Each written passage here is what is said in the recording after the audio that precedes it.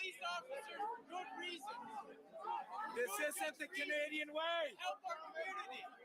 You guys really do help our community every day. We thank you for it. You didn't sign up for that. You're asking me to do it. I'm sorry. They shouldn't make you choose that. You guys take care of my life. My children, yours. You protect our community every day. You guys stand tall. We thank you for that. You guys really do a good job. I think they should have the next booster shot. And I have to ask you, will you then be on our side? Because we've been fighting for you, sir. keep your bodies on that you agree to this. I'm sorry that they make you do this. I'm sorry they ask you to do this. You guys are good people.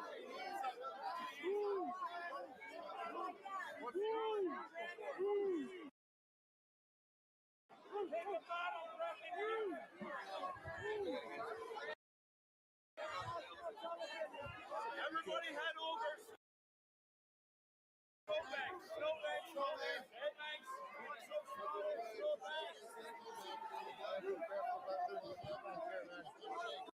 Keep it peaceful.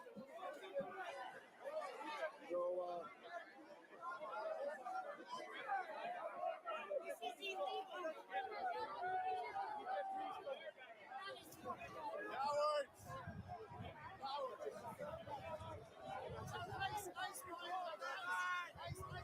Keep it peaceful.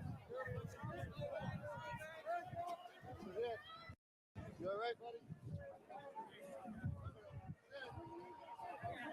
Now, I don't know how far he's pushing us back into town.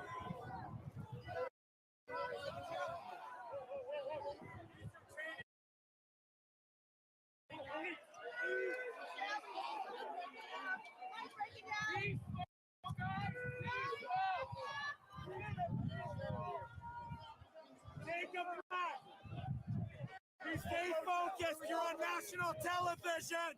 Tell me, please. Sorry, I didn't know you were on that side, man. Don't abuse your use of force options. What are we doing wrong, guys? Someone want to open their mouth and tell me? Stay focused. What are we doing wrong here? Stay focused. What are we doing wrong here? We're law-abiding citizens. You guys are an embarrassment.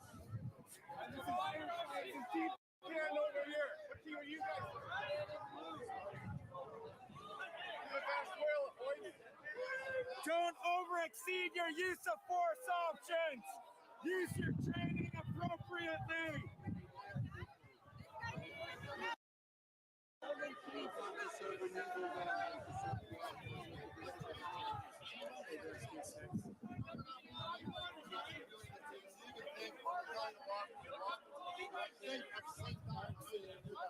What changed? The only question, what changed? Why? Why would you break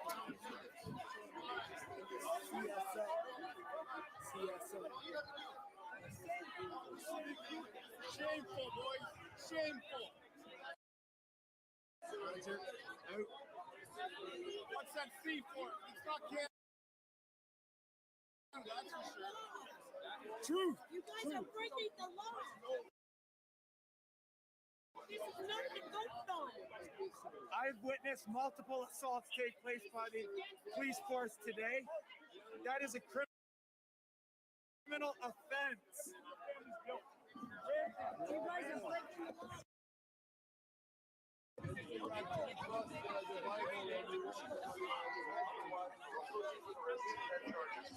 What's wrong with the bunch of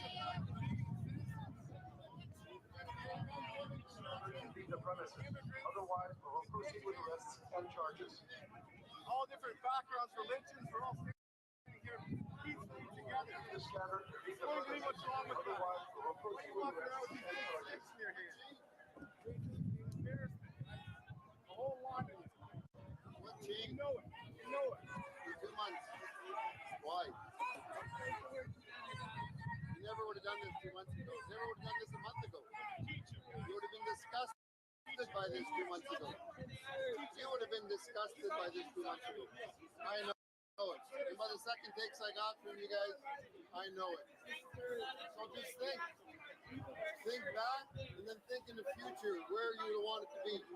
Right now it doesn't matter as much. That's the first thing. I'm here just working stuff here.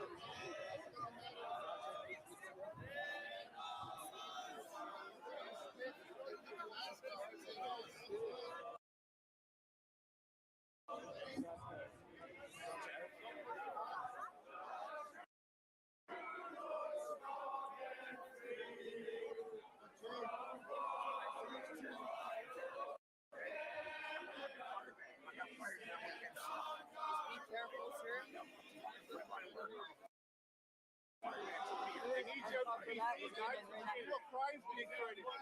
Social gaslighting. You heard about that one? That's what we need to do. You need to look into all your eyes.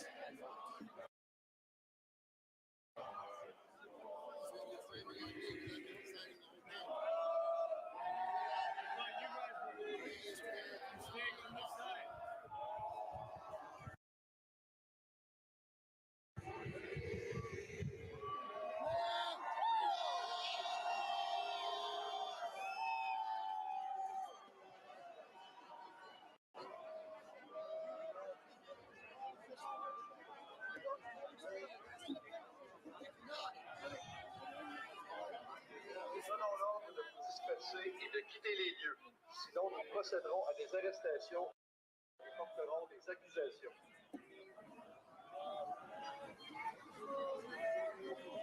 While I was in a prayer, I'm a Muslim. Brothers, listen here, hey. Everybody listen here, please. While I was in a prayer, I'm a Muslim. While I was in my salah, in my prayer, Sinon, nous devrons intervenir en utilisant la force nécessaire et, s'il le faut, utiliser des irritants chimiques. this is what Canada has become.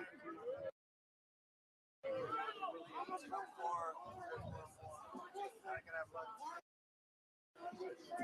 Et les lieux. Sinon, nous procéderons à des arrestations et porterons des accusations.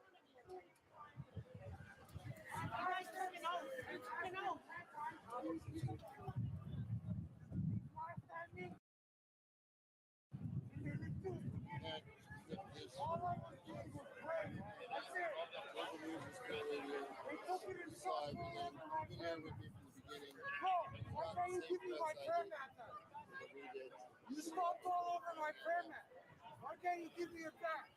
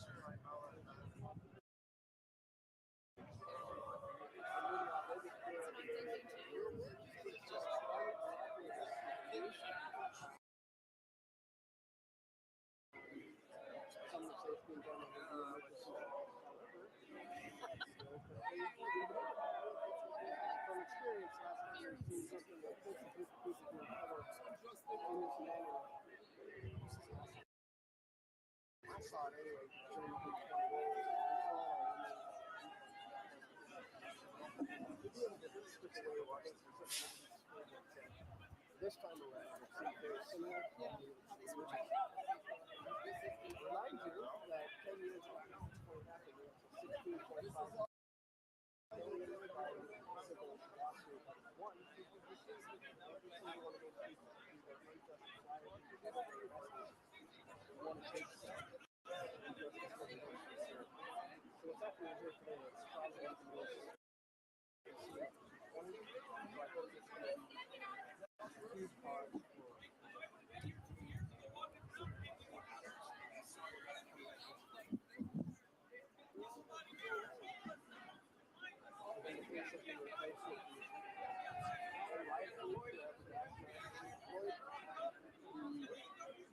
loudspeaker is telling people if they don't take this area, they will be arrested. And this guy's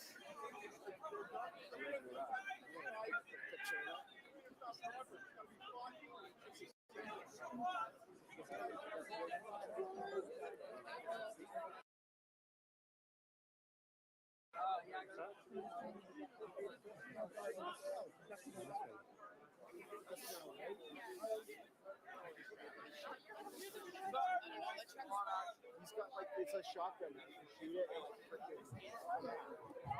So we're gonna go down Queen when we end up going back. I take it. Yeah. So I want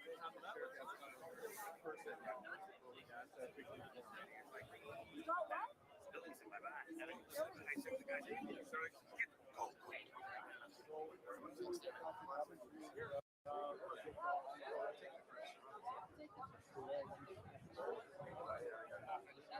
I'd be amazed. Canada has fallen. Now it's a new country. So the flag is fucking done and over with. I'm from indigenous fucking blood tribes, man. Canada has been fucking native from the beginning. And it's a Masonic fucking cult doing it. This is true. We're off the hill? Where's he going? I'll go to the hill. Yeah, why not? I love you all. Love you, man.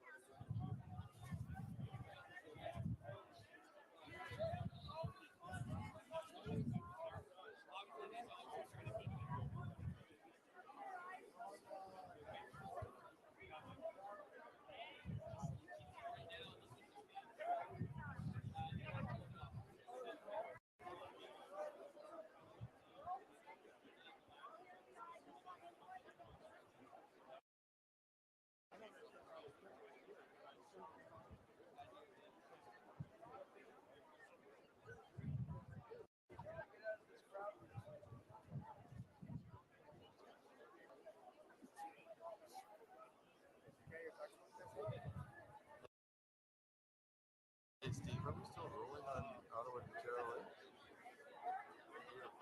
We're expecting tear gas. You're still rolling on this one, right?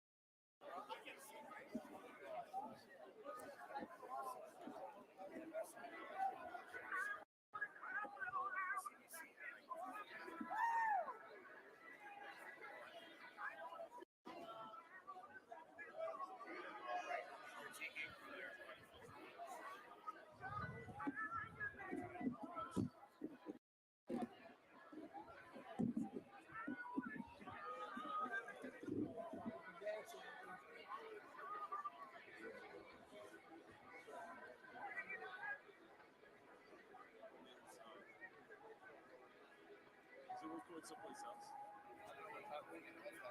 We were there. We were at Men's Health. No, I don't know.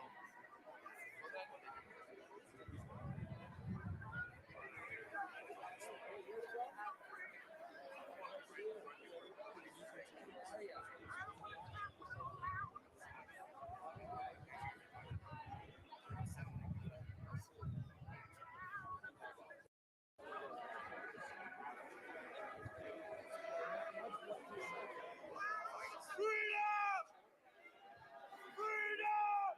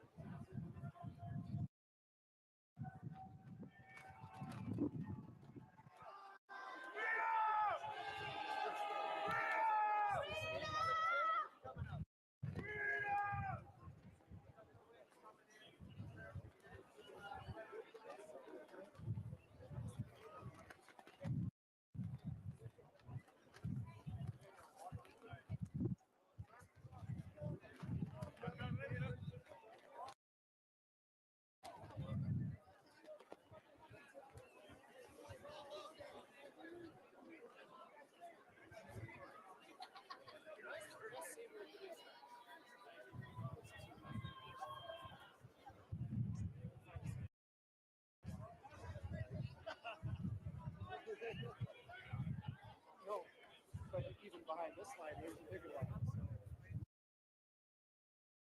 That's the last one.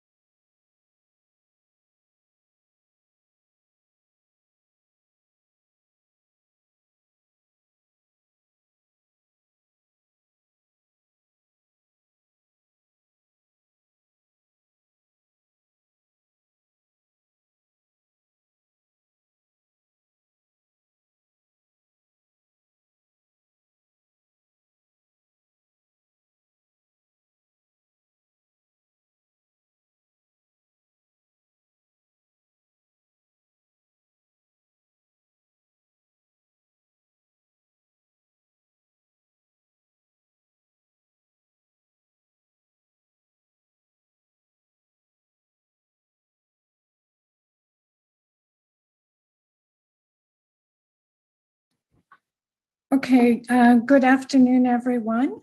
I would like to call the special meeting of the Ottawa Police Services Board to order for February 15th, 2022.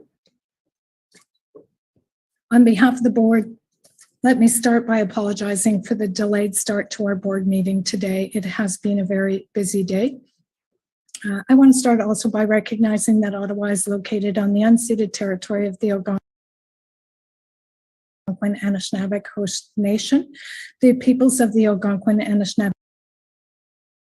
Nation have lived on this territory for millennia. Their culture and their presence have nurtured and continued to nurture this land. The Ottawa Police Services Board honors the peoples and the land of the Algonquin-Anishinaabe Nation. Today, Ottawa is home to approximately 40,000 First Nations, Inuit, and Métis people. Ottawa's Indigenous community is diverse, representing many nations, languages, and customs. The Ottawa Police Services Board honors all First Nations, Inuit, and Métis people and their valuable past and present contributions to this land. We are currently broadcasting on Zoom and live streaming on YouTube. Given this meeting is being held electronically, I want to caution that there is the possibility of technical difficulties. Should we receive any disruptions, I would ask that everyone remain patient as we work to fix the issues and resume the meeting as soon as possible. We have set aside an hour for the public meeting. I would ask all panelists to do their best to be concise in either their questions or comments to ensure we can stay within our timelines. I will now proceed with the confirmation of the agenda. The police service has a late addition they wish to add for the board's consideration, and that is the approval of 2 special constable appointments for Carleton University. Since these appointments do not relate to the ongoing demonstrations, I do not have the delegated authority to approve them.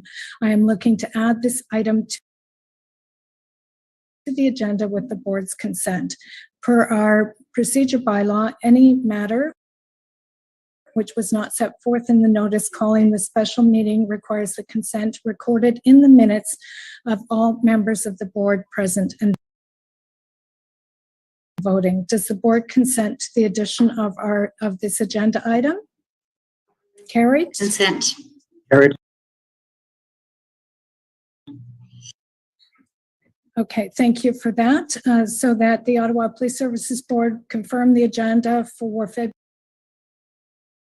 15th, 2022. Is the amended agenda confirmed? Confirmed. Confirmed. Declaration of interest. Are there any declarations of interest? Seeing none. Item number 1, briefing on Enhanced Integrated Command Center. On behalf of the Ottawa Police Services Board, I am announcing that today, Chief Peter Slowly and the Ottawa Police Services Board reached a mutually agreeable separation, and as such, Chief Peter Slowly is no longer employed with the Ottawa Police Service. We thank Chief Slowly for his service to the City of Ottawa. As this is a labor relations matter, no further comment will be made. Deputy Chief Steve Bell will be the interim chief until further notice. The board is already at work to put in place a new command structure and will be appointing a new chief very soon. The board's priority is to ensure a plan is put in place to bring about a peaceful end to the occupation of our city. As expeditiously as possible. The Integrated Command Center, which includes our RCMP and OPP partners, will continue to operate. The first item on the agenda today is a briefing on the Enhanced Integrated Command Center. I've asked the service to provide an update specifically on this new command center and how it will impact the service's resource requirements, command structure, and decision-making moving forward. I am happy to see the RCMP and the OPP at the table because, frankly, the response to this crisis so far has been ineffective at bringing this occupation to an end and restoring peace and security in Ottawa. The OPS has been unable to adequately enforce our laws, and our residents continue to be terrorized. It isn't good enough. Last week, the OPS sent a clear message to the occupiers to expect a strong police response to illegal activity. On the weekend, there were more street parties equipped with stages, big screens and sound systems, hot tubs, and an outdoor gym were erected. Today, we have more trucks lined up on Parliament Hill than we had yesterday. Like other residents in Ottawa, I have watched in disbelief as this carnival of chaos has been allowed to continue. While I appreciate that resource constraints have been a big limitation, it's both puzzling and frustrating to that the OPS has been unable to do more with the current resources, and I know resources have been a huge issue. Interim Chief Bell, I would turn this over to you to introduce, and once the presentation is over, we will go to questions from board members. So over to you, Interim. Thank you, Chair Deans. It's been a challenging day for the board. It's been a challenging day for the service, and I'd like to start by thanking Chief Slowly for his service to the Ottawa Police Service and to the community. The unlawful occupation has been a tremendous stress on our community, everyone that lives in Ottawa, and has brought on unprecedented challenges to both the police service and the city as a whole. I know it's been tough. I know it continues to be tough, but I'm confident that we've reached a turning point. With the new resources that we've seen flowing in from our policing partners, the new tools that both the province and federal government have put in place, and our new integrated command center that you're going to hear more about today, I believe we now have the resources and partners to bring a safe end to this occupation. The Ottawa Police are ready, eager to do what is our part. With new leadership and stability from our command team, I'm confident that we can end this occupation. We look forward to continually working with the OPP and RCMP to restore law and order in the city of Ottawa. I'll now turn it over to Deputy Chief Trish Ferguson for an update on our current efforts. Thank you, Interim Chief Bell. Good afternoon, Chair, members of the board. I want to thank you for the opportunity to provide you with an update on the demonstration and some salient details today. As has been the case following every weekend to date, the number of demonstrators and vehicles in the downtown core has dissipated. The number of demonstrators was less than 150 in the overnight hours, and the numbers of vehicles in the core has declined to approximately 360. This is down substantially from the beginning of the demonstration, where there were over 4,000 vehicles in the downtown core, and it is lower relative to all other periods of the demonstration as well. The overall footprint of the demonstration remains more or less the same, though a small number of trucks have been relocated from residential areas of the downtown core to Wellington Street in front of Parliament. This was an outcome of negotiations that occurred between the mayor and some of the demonstrators, and it is hoped that this outcome will help to limit negative impacts being faced by the downtown residents. As of this morning, there are 172 active criminal investigations. We have laid 33 charges and made 18 arrests. And with bylaws help, we have handed out nearly 3,000 tickets. We appreciate that the community wants us to increase our enforcement actions, though as we have said from the beginning, we are managing security and safety throughout. What this means is that we're not always in a position to lay a charge or ticket on an individual due to a specific security or safety concern at the time. It doesn't mean it cannot be done at a later stage by different means of service. We continue to actively collect evidence, information, and intelligence, and we'll be working with our municipal, provincial, and federal partners in ensuring that there are consequences in the days, weeks, and months ahead. Realistically, this means that our many investigative teams will be doing months of follow-up work with investigation in order to lay charges when warranted, regardless of where an individual resides. On the issue of the Incident Command Center, as has widely been reported, the OPS, the OPP, and the RCMP have moved to stand up the Incident Command Center. This center, led by the Ottawa Police, will allow us to leverage a proven and structured framework when conducting our operations, required given the complexities and intricacies of the continuing situation. The ICC will allow for the oversight and coordination of planning and logistical supports and experts who continue to arrive from across the country.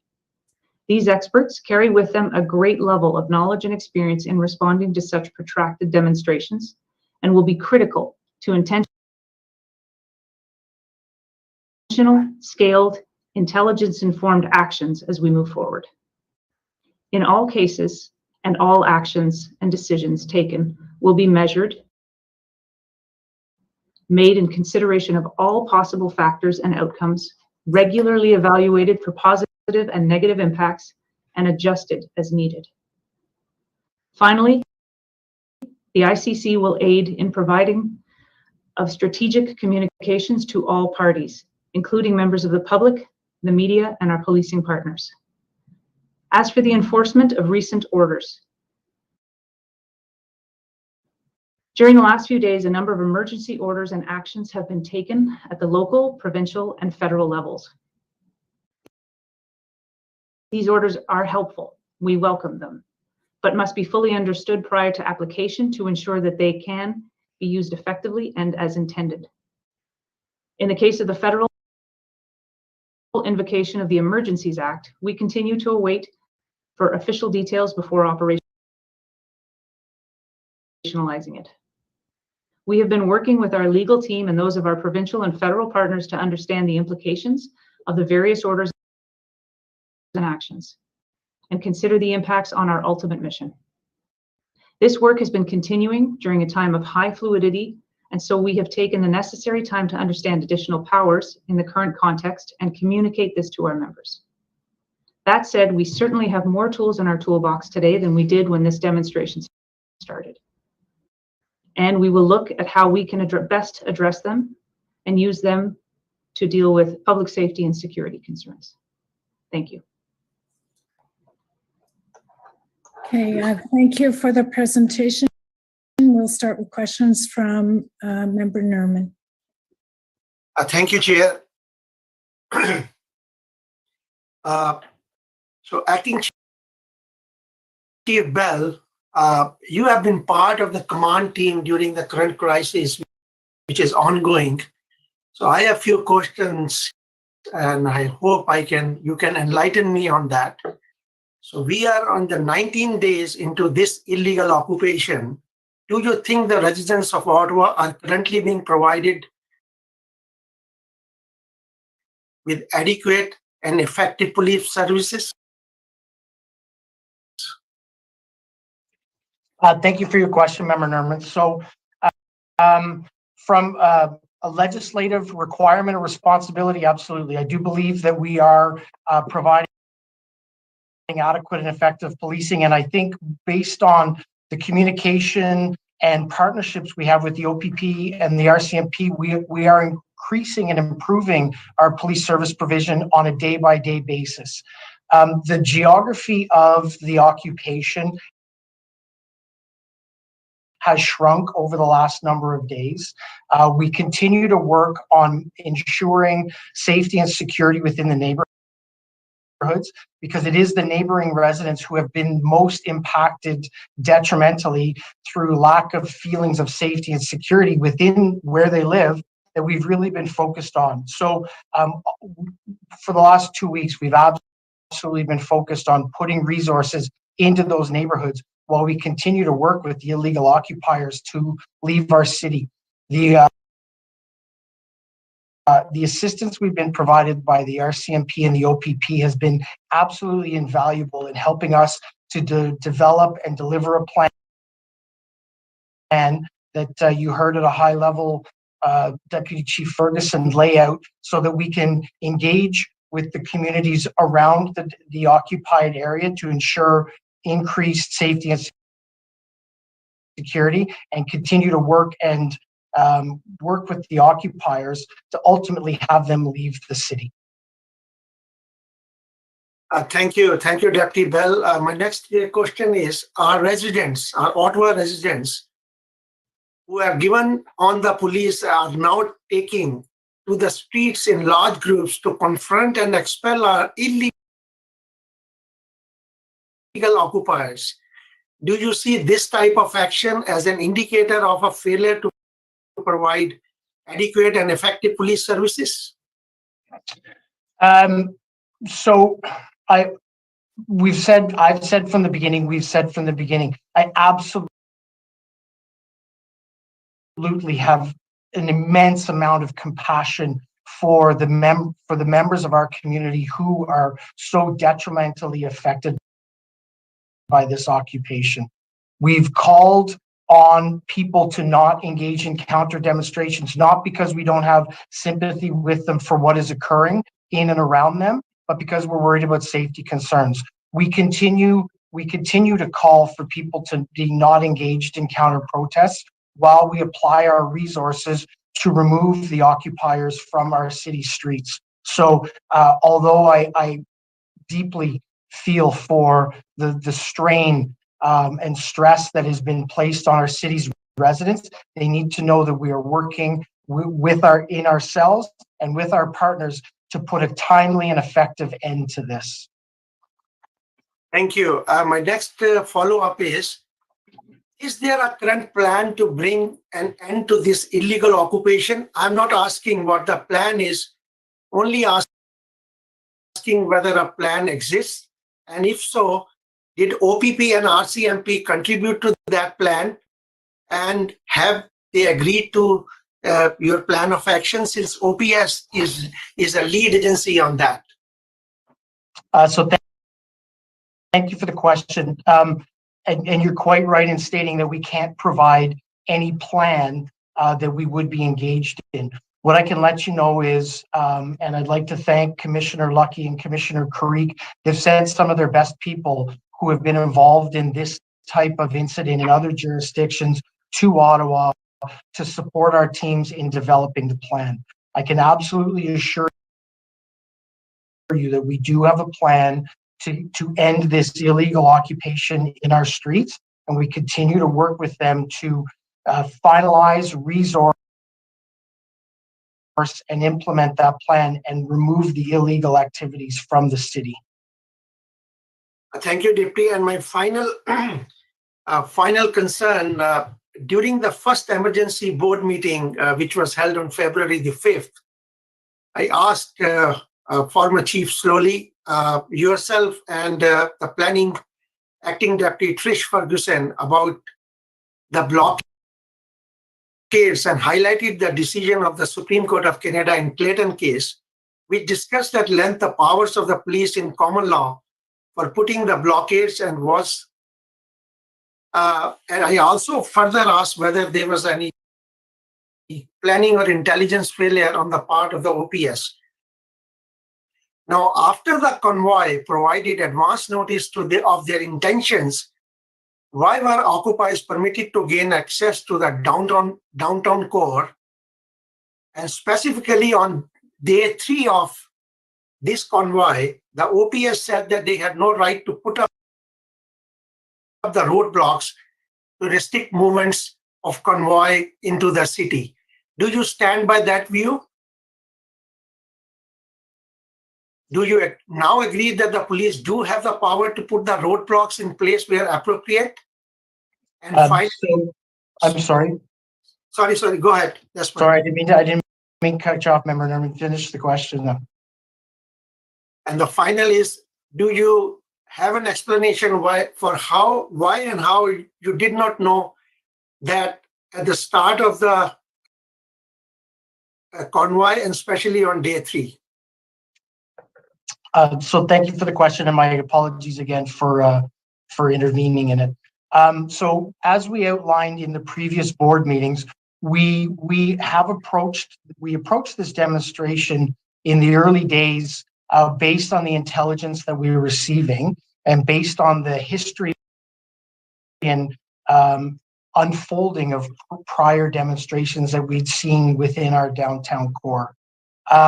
Although we completely support, and I know that there's been a motion made at council to ensure that there's a review done in this, we will actively participate in that to look at lessons learned and how we can refine how something like this would unfold in the future. We continue to work with our legal experts. We continue to work with our Crown Attorney's Office to exercise absolutely every lawful authority we have to end this occupation. As we go through it, there's lessons to be learned. There is no doubt in my mind. We will learn those lessons, but I would like to focus on those once we have these illegal demonstrators out of our streets, out of our city, and our residents own their city again. Thank you. Just follow up. I just want to know,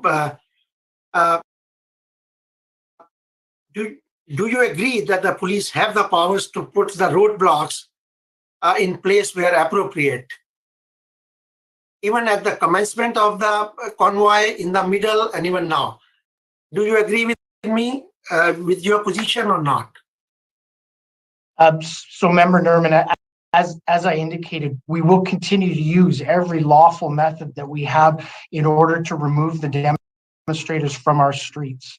What we did on the first days and what we can do now, we will use our legal authorities to make sure that we don't allow more people to enter our downtown core and that we remove them as expeditiously and quickly and safely as possible. Thank you. Thank you, Chair. Those were my questions. Thank you, Member Nerman. Member Sueda. Thank you, Chair. I just wanted to say that I'm saddened to hear about Chief Slowly, and I want to thank him from the bottom of my heart for all of his service to the city. Acting Chief Bell, from the beginning, there's been a lack of resources and manpower. Is anything changing now? Do we have more resources coming? And if so, when and how many? So thank you very much for the question. I'm going to turn it over to Deputy Chief Ferguson to talk about the resources that are coming in, but I'll again reiterate the support that we've gotten from the RCMP and the OPP that has been continually building over the last week has been invaluable enough to get to a position where we are right now, where we believe we're at a turning point in this demonstration. So I will turn it over to Deputy Chief Ferguson to outline some of the resources that we've received and some of the planning that we've been engaged in. Thank you, and thank you, Member Sueda, for the question. As you know, the ask was put out about a week ago now for up to 1,800 members from across a number of services, and we have received incredible demand or incredible response from our demand. And I will say, echo Deputy Bell's comments about the fact that, you know, the OPP and the RCMP have provided a wonderful amount of people, and not just numbers, but skills that we were lacking or that we needed to round out our team to make it as strong as possible. And I feel we are there now. We had provided them with 3 different levels of staffing that we were hoping to achieve, one of them being just strictly for maintenance. The other was to be able to improve our posture and actually target some of the activities that we spoke about in our surge and contain. And then the final one was for, you know, what we would have as an actions scenario. So 3 different layers of staff, and I think we are confident now and in this integrated command center able to determine what level of staffing we need for each of those things.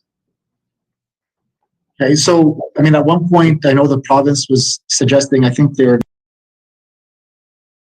mentioning 1,500 resources. Do we actually have those right now? Like, is 1,500 here, or is it a percentage of that 1,500? So it's a bit of a complicated factor because we're talking about 24-hour coverage. So, and we need to make sure that people are rotated through and have rest. So there are times when it's scaled up on the weekends. We have asked to have, you know, an increased number of staff. and we choose days carefully to make sure that folks are getting the rest that they need to be able to maintain our level and increase where we can.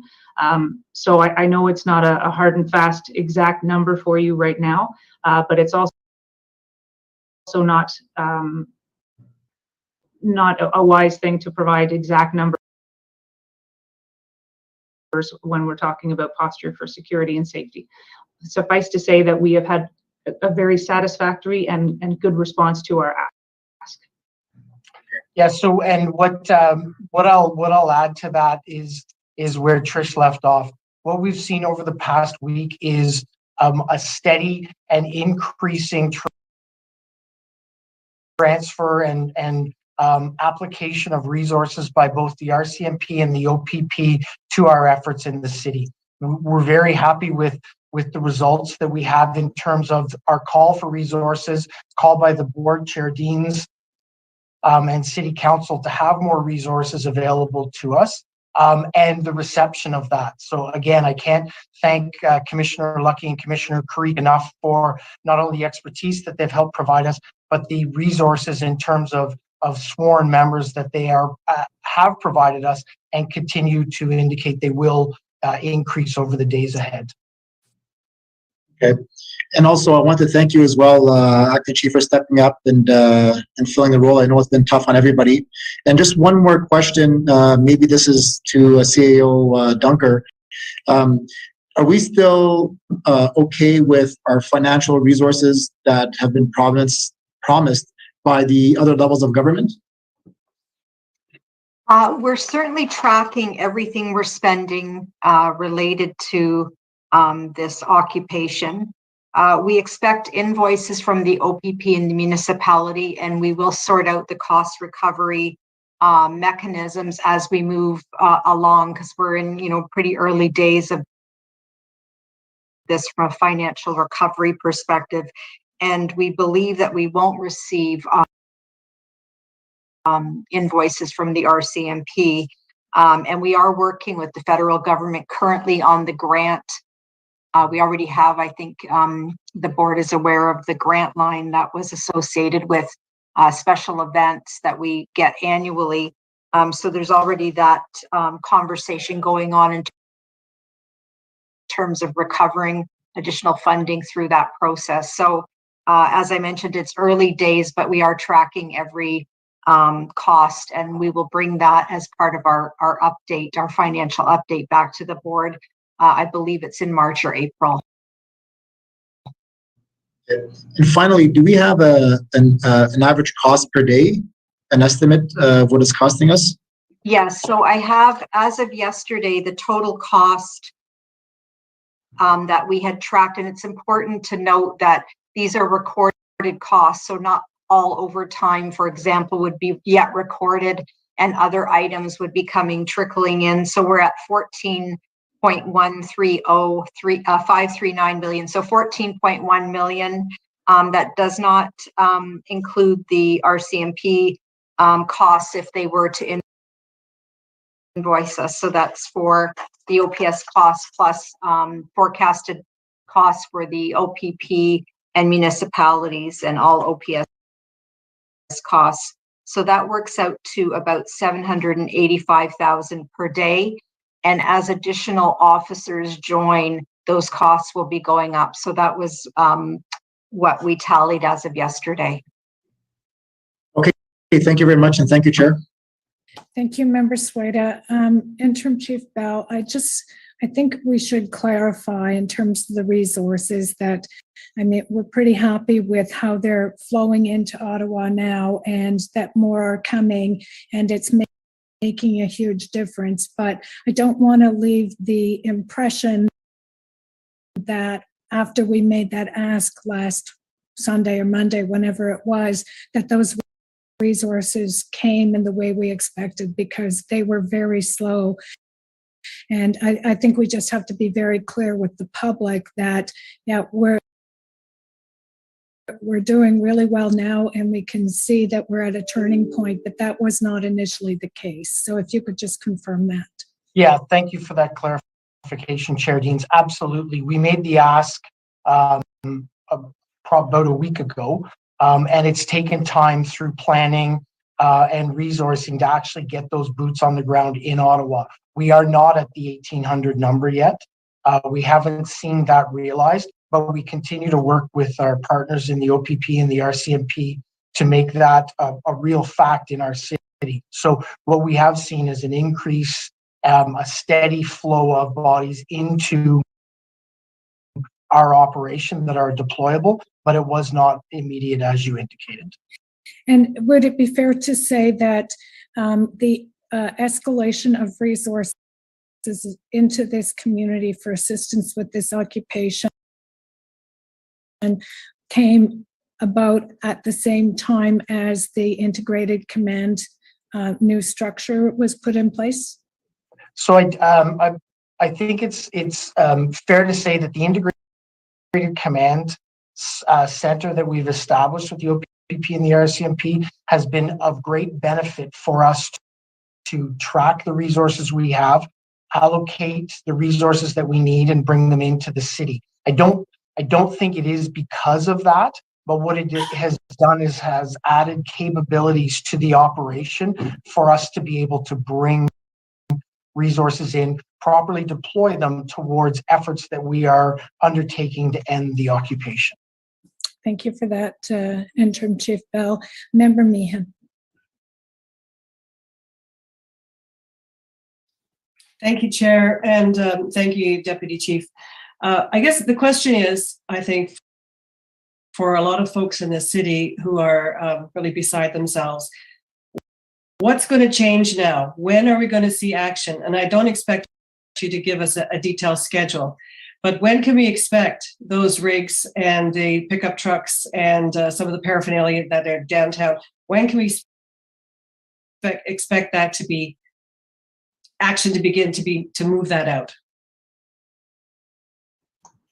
So it's as I indicated early on, we won't lay out our operational plans in a public forum. We will brief the board, as is our responsibility in an in-camera session at the appropriate time.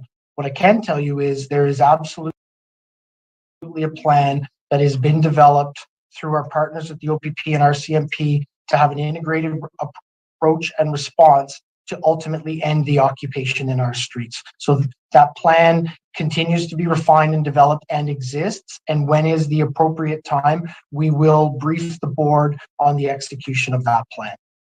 Okay, we saw in Windsor when the Emergencies Act was announced by the Premier, the authorities down at the bridge sent out flyers to all the people who were protesting and blockading the bridge, and it laid out the penalties that were going to be meted out if the protesters did not leave. And that information, I think, did a good job of informing people and encouraging them to leave. Are we going to prepare something similar here? Because we know that a lot of the people who are occupying are getting information not necessarily from mainstream media. They don't know exactly if, in fact, the federal measures that we're going to bring in, they don't know about what that actually means. They don't know about the Emergencies Act. Will we have a flyer that's going to go out to everybody to spell out, you could lose your rig, you could lose the insurance on your rig, you could ultimately, you may not get a mortgage if you stay here. Will we be doing something similar to that so they know exactly what they're facing if they remain here? So what I can let you know, and I'll turn it over to Trish Ferguson to top up on anything that she wants to once I'm finished. What I can let you know is from day one of the occupation, we've let people know jeopardy that they have around this. We've gathered information around who is here so that at the ultimate end of this, we can actually apply jeopardy. There can be penalties associated with the illegal occupation in our streets. We continue to work, the commanders that worked with the OPP and the RCMP in Windsor we have access to and we continue to rely on in order to build and develop our plan. We've been clear with the protesters through verbal communications, through Twitter, through mainstream media, through all of our communication channels. You cannot be in our streets. You need to leave our streets. We will continue to escalate that discussion and the ultimate enforcement of those directions until they are gone from our streets. Okay. We're going into Family Day weekend here. The Rideau Centre has been closed for 2 weeks. People have been, forced to stay in their homes.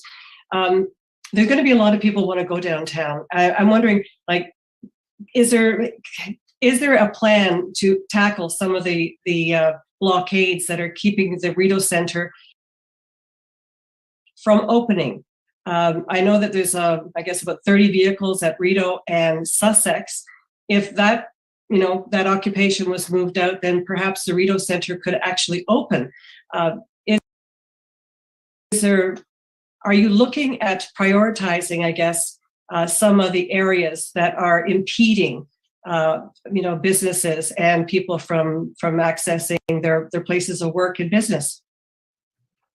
So we continue to understand the pressures that all of the blockades cause on our downtown core and the extreme challenges it is creating for our residents, the safety concerns, the security concerns within their neighborhoods. We know there are some pressure points like Rideau and Sussex, and we continue to talk to the demonstrators there, have discussions to negotiate their way from that area, ultimately out of the city, that will ultimately end in us intervening with a removal of them from our streets. We continue to work on that. And as I indicated before, as part of the operational plan, we will brief the board in camera on how we plan to move ahead when that time is correct. Okay. I appreciate that. Do you have a timetable? Off the record, or so here's one of the challenges. We're not off the record here. We're in a I know it's an old term. It's an old term, but I mean, just say yes or no. Is there a timetable? We have an absolute plan on how we wish to move ahead to end the occupation of our streets. Okay. Back in 2014, when we had the terrorist attack on Parliament Hill, we saw a surge of Mounties come in to reinforce the parliamentary precinct. Is there any plan like that in the works this time? So we, as I've indicated a couple times, that we continue to work with our RCMP and OPP partners. As Chair Deans rightfully pointed out, we saw a trickle of resources come in the early days. We're increasingly seeing our access to resources grow over the days as we engage in the integrated planning in our integrated command center. There is nothing that I've been told, nothing that leads me to believe that we don't have everything but absolute coordination and cooperation with both the RCMP and the OPP to release resources for us to get these people out of our streets. Okay. I know that you answered the question about resources, but the former chief asked for 1,800 bodies to come in. Are we anywhere close to that? Are we getting close to that? Is that still the target? So as Deputy Ferguson indicated, we're not going to release operational numbers for safety concern and for operational concerns. That's a standard practice for us and makes even more sense in circumstances like we are currently in. What I can tell you is we continue to receive resources.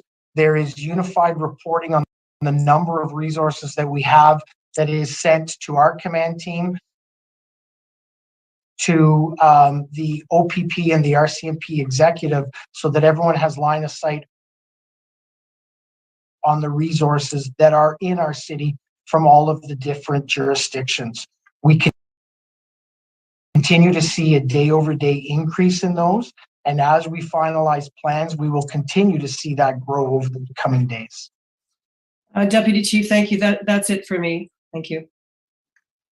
Okay, thank you, Member Mann. And I think some of what you're hearing here is the real desire of this board to hear more details of a plan than obviously you can share in public.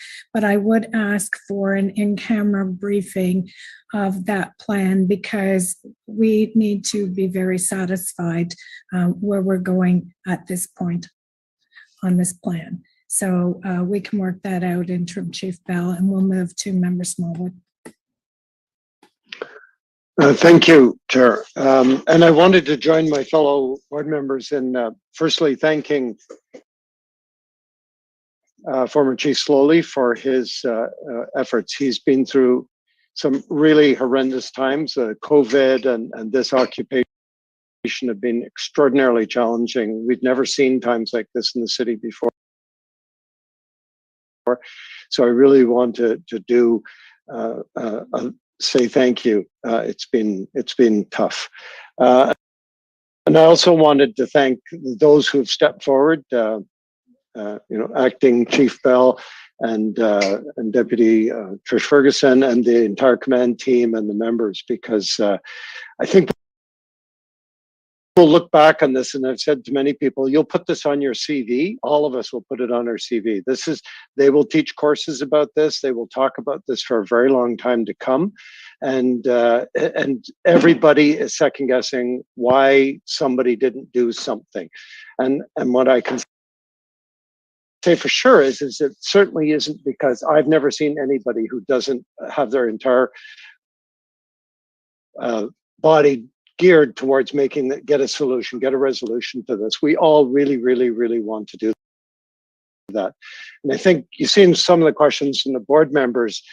There's a saying for board members that our job is nose in and fingers out. We can ask questions, but we can't tell you what to do. And we also, we can't expect you, because all we can do is ask about operational matters, but we can't expect you to tell us certain things, and we can't direct you how to do them. So we do appreciate that, but that, as you've seen, that doesn't stop us from asking the questions. And I think it's helpful for the public to see, even though sometimes we know you're not going to be able to answer it, at least we do our best to try to dig away at it to see what we can find out. I did have one question, which I don't think is operational, but I just, Deputy Chief Ferguson, you mentioned that there was 360, I think you mentioned, I'm not sure, I wrote it down, 360 vehicles and 150 people downtown currently. Did I get that wrong? So the figure was 360 vehicles, and in the overnight hours, there were 150 people, protesters on the streets. So that's how we measure. We checked to see how many people are on Parliament Hill, how many in the streets surrounding, and obviously that's a very fluid number, and then how many vehicles. Because I was wondering if there were more vehicles than people, but I'm assuming then that there are actually 360 vehicles, perhaps with people, with or without people in them, and the overflow people are in the streets. And I noticed that. Now, one thing I wanted to confirm is just that when a vehicle, when a member of the convoy leaves, now I realize this is some question,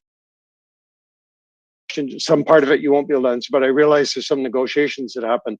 But in general, when a convoy member leaves, they're not allowed to come back. Like we're not, like they don't have some sort of pass that says you can come park here for whenever you want. Like I'm kind of assuming that if somebody were to leave, that we don't allow someone else to come. So the only movement that we've seen about vehicles was I guess an arrangement that X number of vehicles are on residential streets would be allowed to move up to Wellington and the SJAM Parkway to get them out of the residential area. Would that be correct?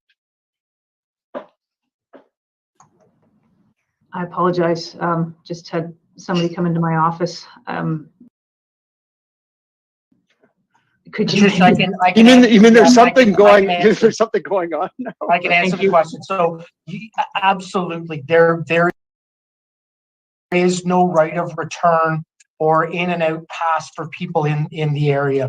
We are actively working every minute of every day to limit the number of people within the footprint.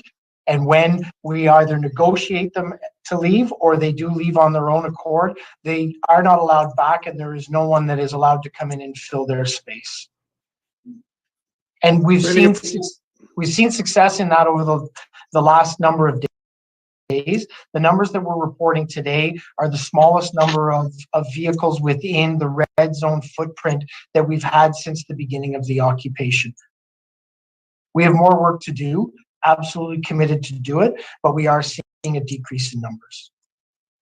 So I really appreciate that, because I think what the public wants to know, and I appreciate you can't tell us when are they all going to be gone, but I think what the public wants to know is every day it's getting better. There is hope. It is getting better. There are fewer. And I know I've been down there on many days, and before it was just shocking, the diesel in the air. I mean, it was sickening, and the tension that was in the air. So I'm really, really happy to see, and I really do appreciate the work and efforts of all the people involved in this. So thank you very much, and thank you, Chair. Thank you, Member Smallwood. Member King. Thank you, Chair. Under Section 4.1 of the Police Services Act, the municipality must provide adequate and effective policing concerning public order maintenance and emergency response. With all due respect, I have found the provisions of these services over the past 3 weeks to be wholly inadequate and ineffective. So, Interim Chief, on behalf of the residents of Ottawa, can you explain the inadequacy of the law enforcement efforts that we've seen during this siege? So we've had multiple discussions in this forum about the challenges that we were seeing in this unprecedented demonstration in our city, and not only in our city, but in other jurisdictions across Ontario and across Canada. So the plans that we put in place are exactly that, to create public order and to make sure that our members of our community feel safe and secure in the city in which they live. We continue to build capacities through our partnership with the OPP and RCMP to have the capacity to take our streets back.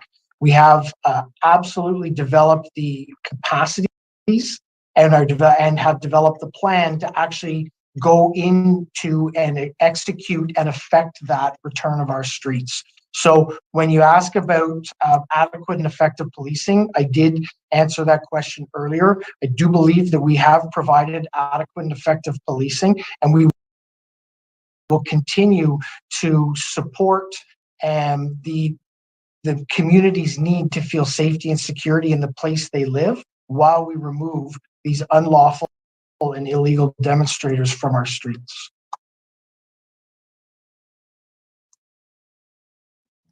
Well, Interim Chief, I would beg to differ with you, and I'm certain many residents would also beg to differ on that. We've seen, a scenario where the lack of police action has been inexplicable for many of our residents. We've seen the idling trucks, we've seen the idling generators, we've seen the assembly of jumbotrons, bouncy castles, barbecues. Most dangerously, we've seen fuel dumps full of gas, diesel, and propane canisters. People are being harassed in the streets. They can't go into stores. They're unable to enjoy any semblance of a normal life. Supply encampments remain in operation, and residents have now taken on the dangerous work of enforcement and resistance in their own hands. So I have to say that I don't see that effective and adequate policing here. We've heard from others, including the Minister of Public Safety and Emergency Preparedness, who is a former Toronto police chief, who has also said the lack of police action has been inexplicable. And I'm saying, as a member of the Police Services Board, that the lack of police action has been inexplicable. So, Interim Chief, even if there has been inadequate resources to address this crisis, why haven't there been the basic probative enforcement exercises to address the most blatant violations of the law? You know, maybe en masse, it's going to take time to deal with the situation. But there have been many situations, many instances where action could have been taken. So I'm just wondering, why weren't actions taken? As example, you know, we see the corner of Rideau and Sussex. We see the War Memorial. Why haven't specific actions been taken in terms of those incidents?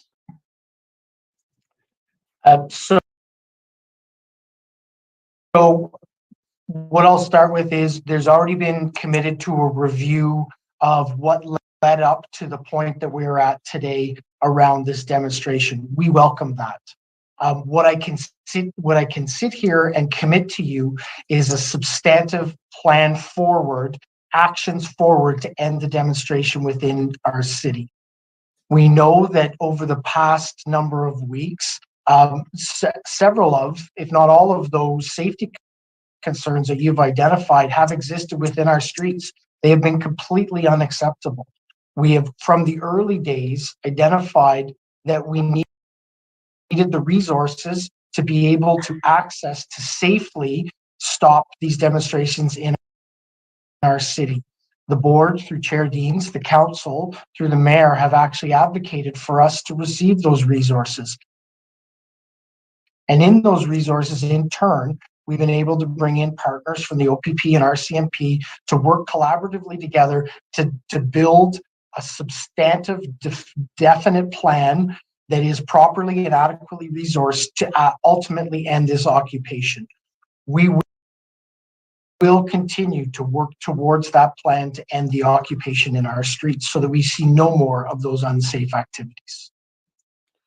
Well, with the new integrated coordination amongst agencies, if there has been an accelerated tempo of incoming resources, when will we see an accelerated level of enforcement in order to address the illegal occupation?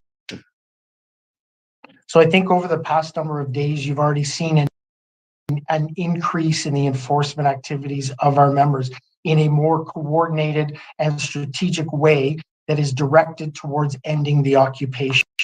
As we continue to roll out the plan to end the occupation, you will see an ongoing increase in that.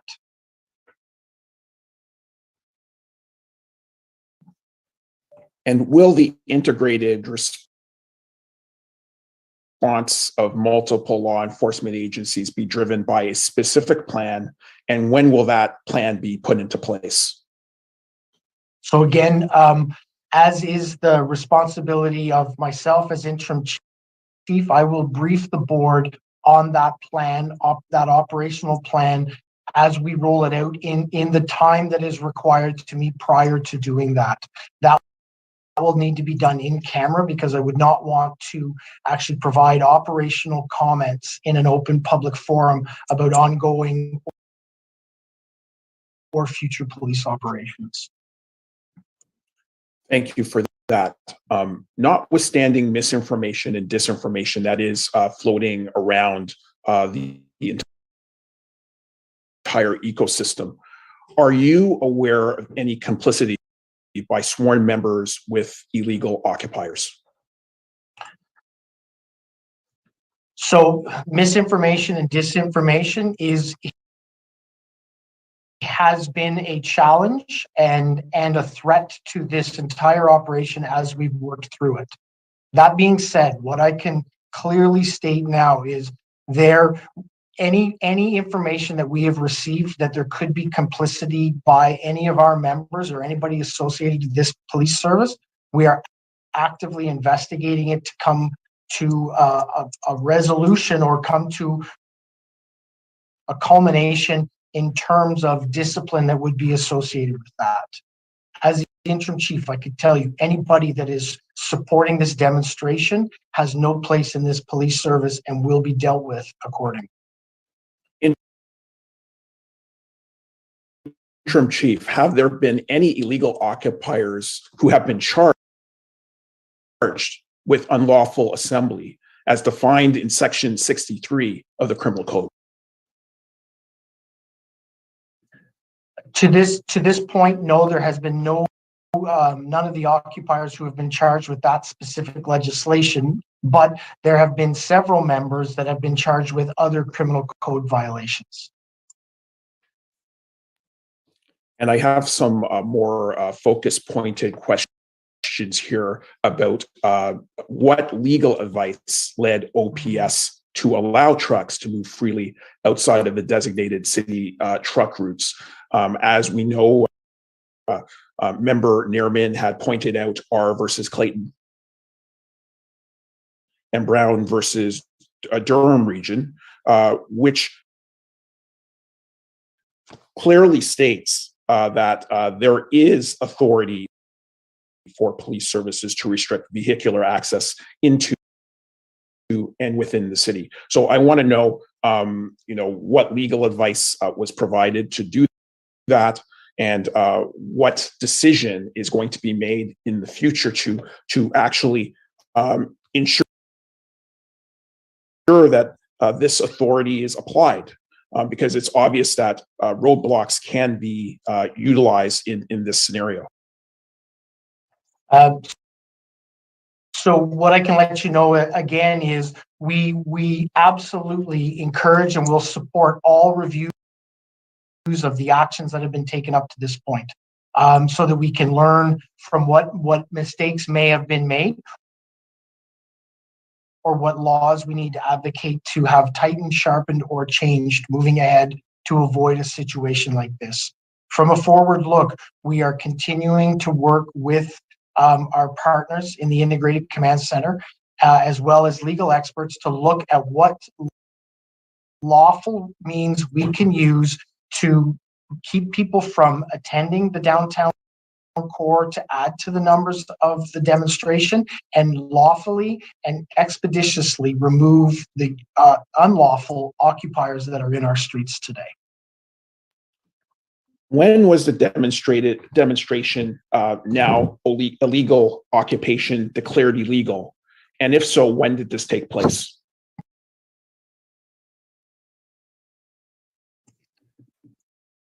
So you're going to have to, I'm going to ask you to refine your question. I don't understand exactly what you're seeking. So this went to perceivably being a protest to an illegal occupation. Was the demonstration declared illegal? And if so, when did this take place? So I'll have to get you the specific point at which we changed our view on it from a protest to an illegal occupation. I just don't have that right now. Okay. An additional question would be, when was the first request to the federal and provincial governments for resources? When did that take place, and on what date? And you might have to get back to me on that as well. Yeah, so I'll have to get that specific date when official requests were made.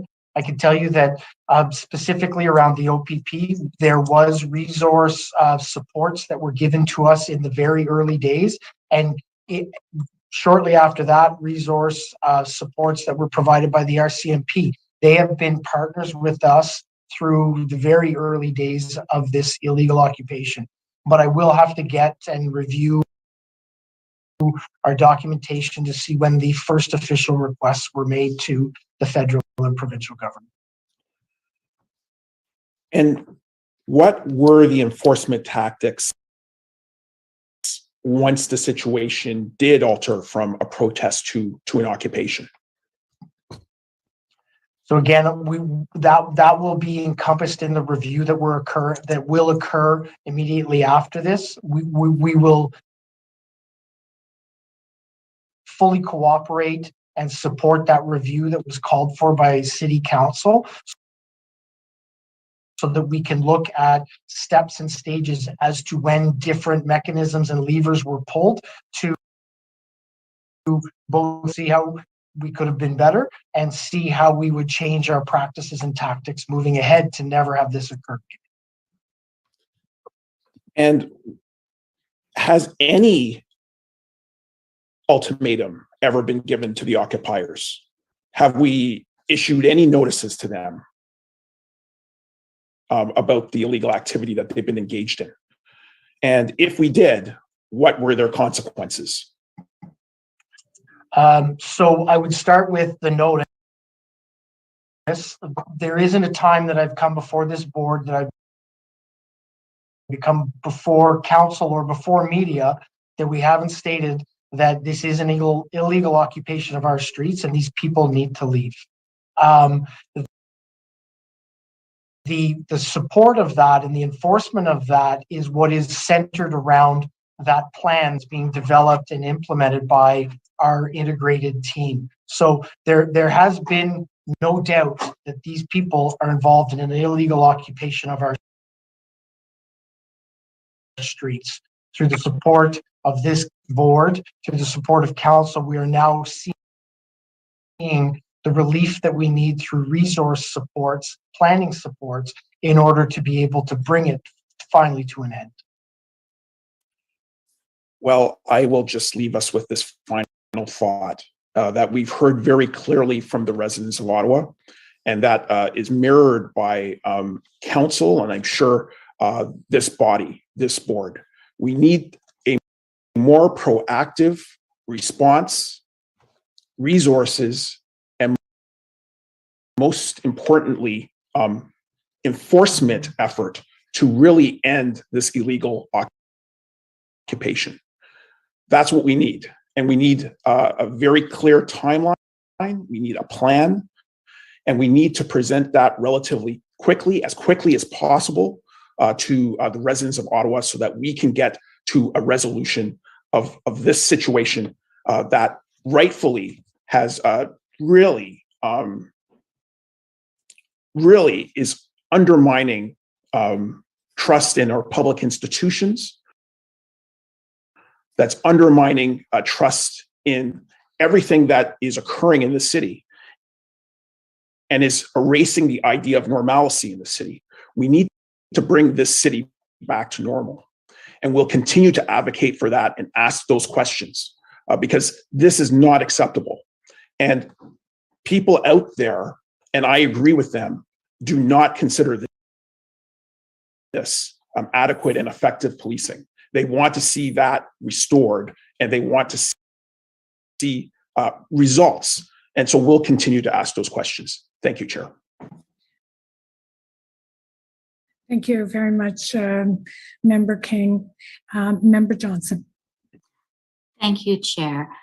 And I'll just add to Councillor King's comments. I too want to see our city back, our residents with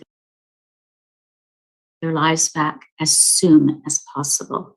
I would like to thank past Chief Slowly for his work and leadership during a very challenging time. May I also thank you, Acting Chief Bell, the other members of the command team, and all of the OPS members for all that you have done and will be doing to end this occupation. And I was glad to hear that you as Acting Chief have shared that there is a plan and that we will receive that at an in-camera meeting. Can I expect that meeting in the next 24 to 48 hours?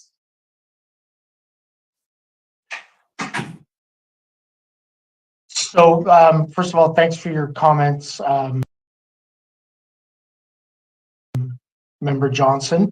We will be briefing the board on the plan at the most appropriate time prior to the commencement of it. I can't indicate when that would be because that would be part of the operations that we would be engaging in. Okay, thank you. In terms of the incident command center that's been set up, have all three levels of government been updated on the incident command center? And has the decision-making process at the leadership level been reviewed and agreed upon by the OPP, the RCMP, and the OPS? So Deputy Chief Ferguson has been actively engaged in developing and building that incident command center. So I'll turn that question over to her. Thank you, Member Johnson, for the question. I can tell you that as we are doing now and have throughout this process, they are updating their boards and their supervisors. So both commissioners have been on daily calls with updates with their members, and I think it's suffice to say that all levels of government are aware that there is a plan and that they have been contributing to it. Okay. And then my other question was, has the decision-making process at the leadership level been agreed and upon by the three different groups, the OPP, the RCMP, and the OPS? Yes, they have. Sorry, I omitted to answering that. That's okay. In the command structure, there are levels across the board at which decisions are made, operational decisions are made, and it is the people who have the best line of sight, so not necessarily the commissioner, the chief, or the commissioner of the RCMP who would be making those decisions, but they would be advised of them, and they provide strategic direction to them. So that is happening. Okay, thank you. And then Acting Chief Bell, what resources are still needed in your estimation to end the Ottawa siege? Are you able to identify what you still need? So again, based on the need to not disclose all of our operational tactics in a public forum, what I can tell you is the resources that we are requiring to implement and execute on this plan are being coordinated and arranged through our incident command center. There will be more and different resources that we'll need that I won't go into specific details on what they are in a public forum, but they are being identified and arranged to be accessed. Okay, thank you. So I would like to see the communications improved on the actions being taken. And so I repeat, on the actions being taken to resolve this occupation. Acting Chief Bell, I request you to update the board on a twice daily basis until this crisis is resolved. Can you confirm that, please, that you'll do that?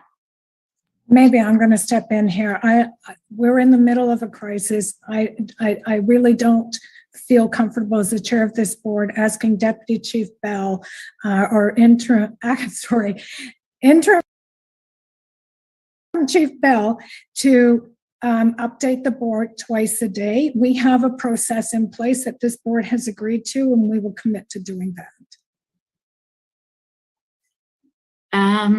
May I just clarify, Chair, the process that we've agreed to make sure I'm clear on that. Thank you. We have agreed to any questions that the board members have will be bundled through the board office and forwarded to the interim chief. We will have at least a once a week meeting, and if there are changes that we need to consider in a more fluid manner, then I will call a special meeting. Yeah, I do think, given that what I'm hearing from Ottawa residents that I've been speaking to, from the healthcare providers I've been speaking to, that they're looking for more action from the board. So Given we're hearing that and how critical it is, I ask again that the board be updated by Acting Chief Bell. These do not have to be long updates. If it's the following 2 actions have been taken, that's fine. But I do request that the board receive these updates. And I think that we're hearing from Ottawa, and I'm seeing on Twitter that they want more from the board. And I want to do more, and I want to show more oversight. So I again my request to Acting Chief Bell.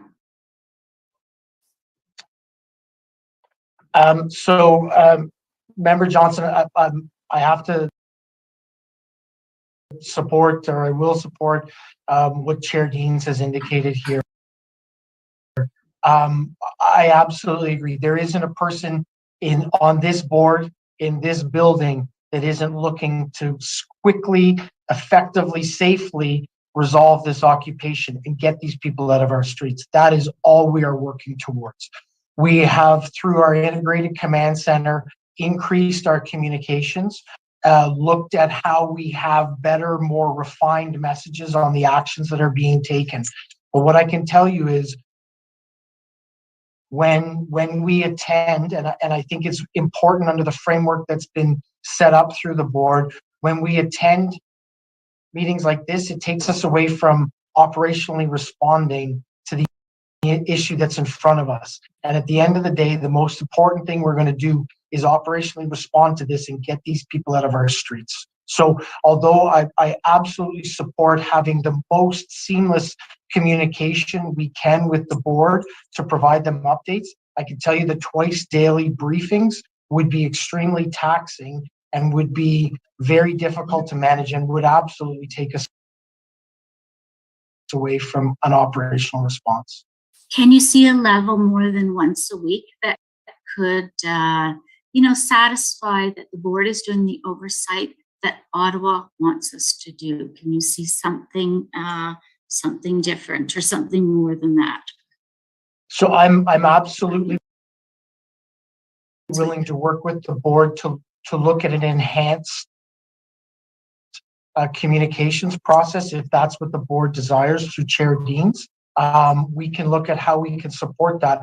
But what I would ask is that we don't have more in-person meetings where we take the entire command structure away from responding to the incident. Right. Okay. That's helpful, actually. Yeah. So, all right. And that's all of my questions. So thank you very much. Thank you, Member Johnson. And just before I start my comments, I just want to say that, as much as we want to provide that oversight role, and we are expected to, I don't want to create the false impression with the public that this board has more authority in this than we have. That has been a problem already with the public, who happen to believe that the board can direct these operations and should be directing these operations. And I can tell you, I have an inbox full of people giving me advice that under the Act, under the Police Services Act, we cannot do.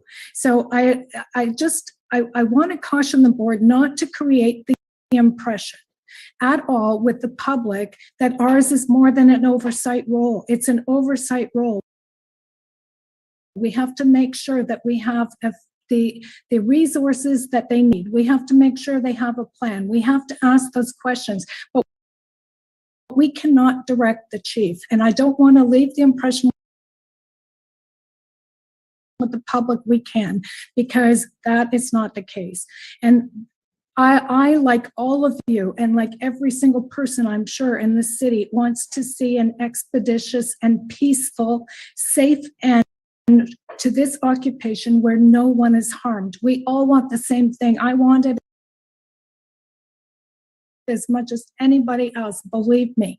We have to put a structure in place that we believe will get this job done as expeditiously as possible. And I guess Chief Bell, we're all getting to our breaking point. Maybe I'm too, but one of my frustrations has been when we expect action, we don't see it.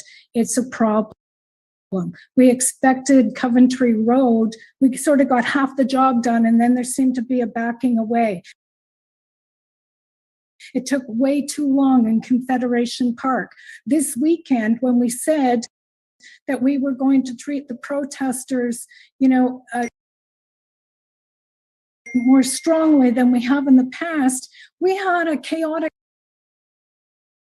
carnival on Parliament Hill. I tell you, I wanted to go out there and pop that damn hot tub myself and unplug the bouncy castle. And I couldn't understand why we weren't doing just those things that were poking the fingers in the eye of our house, of Parliament, of our democracy, and of our city. And so, if there's some frustration spilling over, it's okay, now we're getting the resources. This board is working very hard behind the scenes.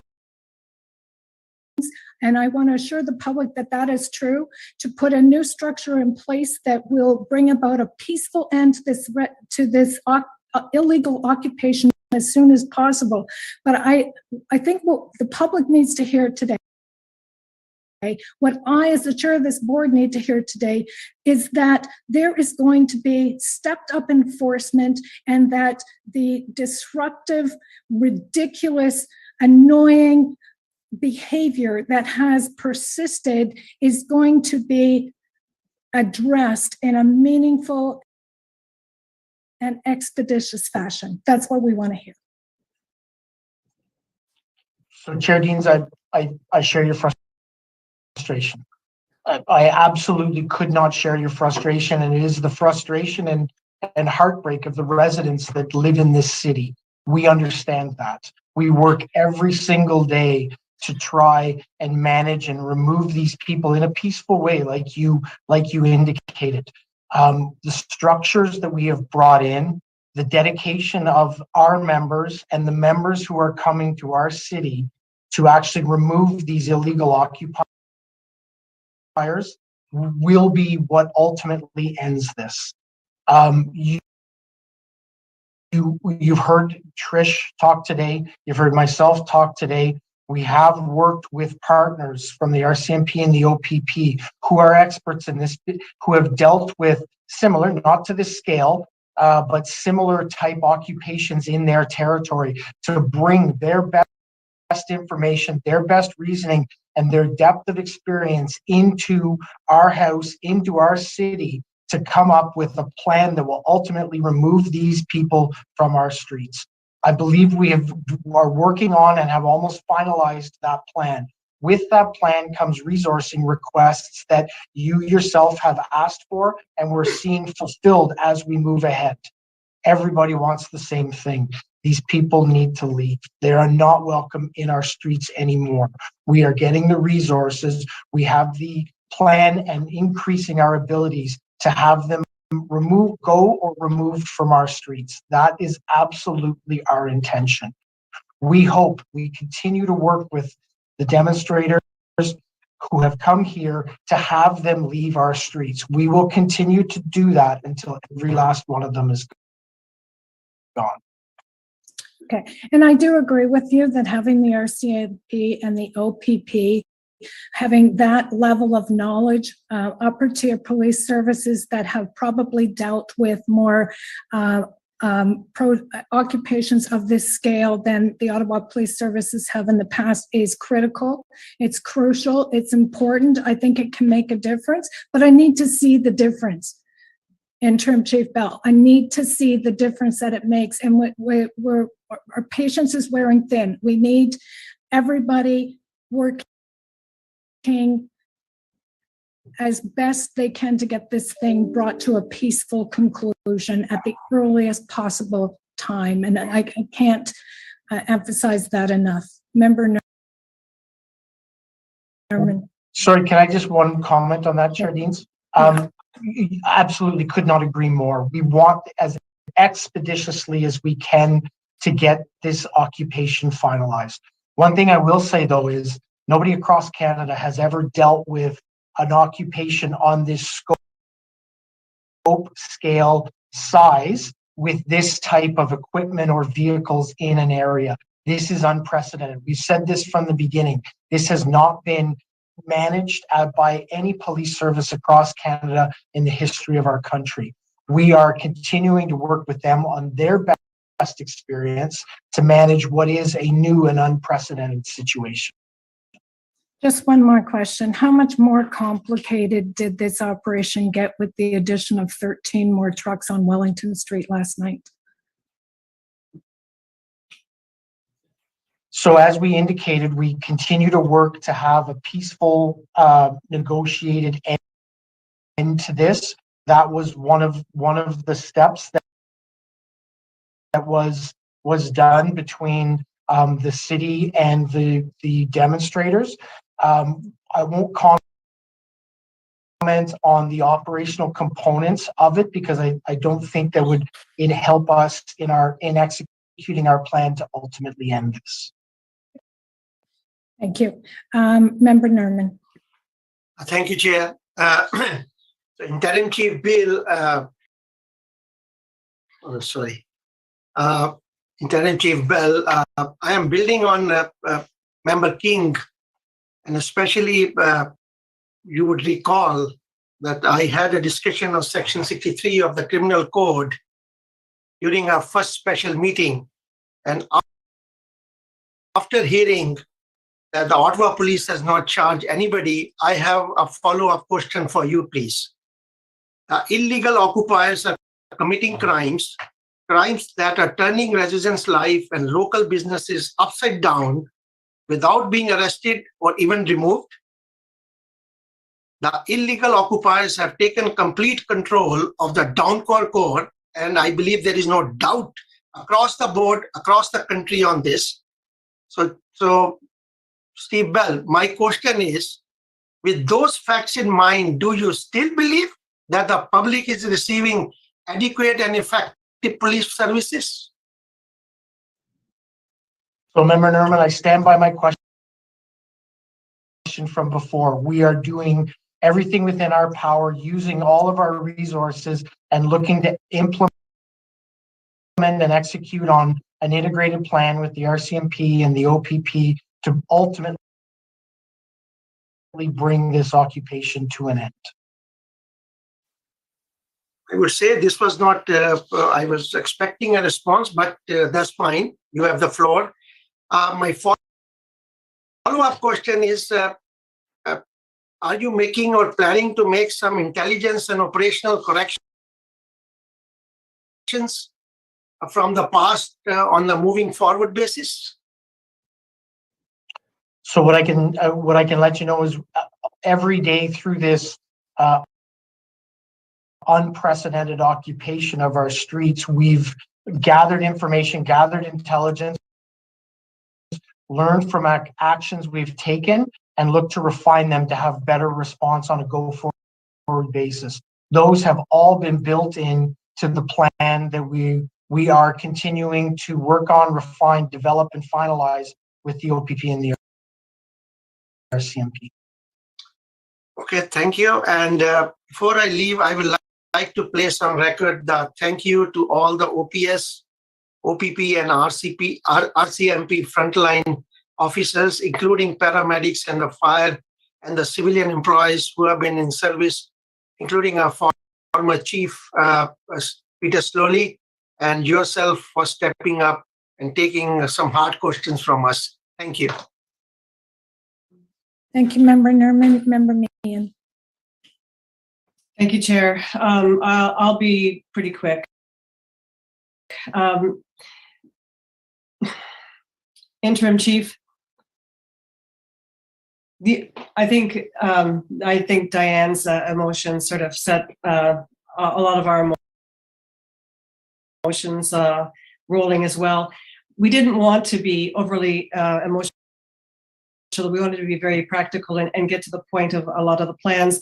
But I have to say, as a resident of the city, I firmly believe that the majority of the rank and file of our service are trying to do the best job they possibly can. But I am baffled and confused and really frustrated when I see videos and I hear anecdotes of officers who are yucking it up with some of the protesters and saying that they support the cause, and often sometimes are assisting them in some of the illegal activities like moving cans around. Can you just explain to the residents of Ottawa why this is happening? And do those officers really realize the damage that they are doing to the reputation of the Ottawa Police Service in this city? I realize that we have all different views. We come from, we approach things differently. But when it comes to the police service, we expect them to uphold the rule of law and to protect and represent the citizens, not the illegal occupiers. Do they understand exactly what has happened here and the long-term damage that's going to be done to the service because of this? So I want to focus on the last part of that answer first. The vast majority of the members of this police service are out there every single day trying to restore law and order to the community. And that's what I said. And I agree. And that's why I know you did, but I think it's very important that it cannot be understated. They are out there working with partners from across the country and across the province, other municipalities, to try and restore law and order in this city. They are as frustrated and they are as passionate about ending this as every member of this board is, as every member of this community is. I don't think we can ever lump everyone together and not say that the vast majority of our membership is working day and night to try and end this in the best, most lawful, most expeditious way that they can. For those that are not, there is no place in this police service. I have said that before, and I will say that again. Supporting illegal demonstrators, illegal occupiers in our streets is not part of our core values. You have my commitment and my word as interim chief that we will investigate every single one of those and to the fullest extent ensure that those people are not part of this police service. I thank you on behalf of the citizens of the city for that, because it has undermined the confidence that a lot of people have in the police service, and that as a member of this board distresses me because we know that the majority of the police service care deeply. But I just want to address a rumor that was going around, and that was that we were told that the service members were told just to keep the peace and not to step in and not to take any risks at all. I think I asked the chief that a couple of weeks ago, and he said that wasn't true. But is it in fact that is in fact the case? That's what's happened, right? That is not what's happened, member Meehan. The officers are given the authorities that they have to intervene within the demonstrators and given the guidance and discretion to intervene in a lawful and safe manner. We have to be considerate of officer safety with exactly the atmosphere that Chair Deans explained.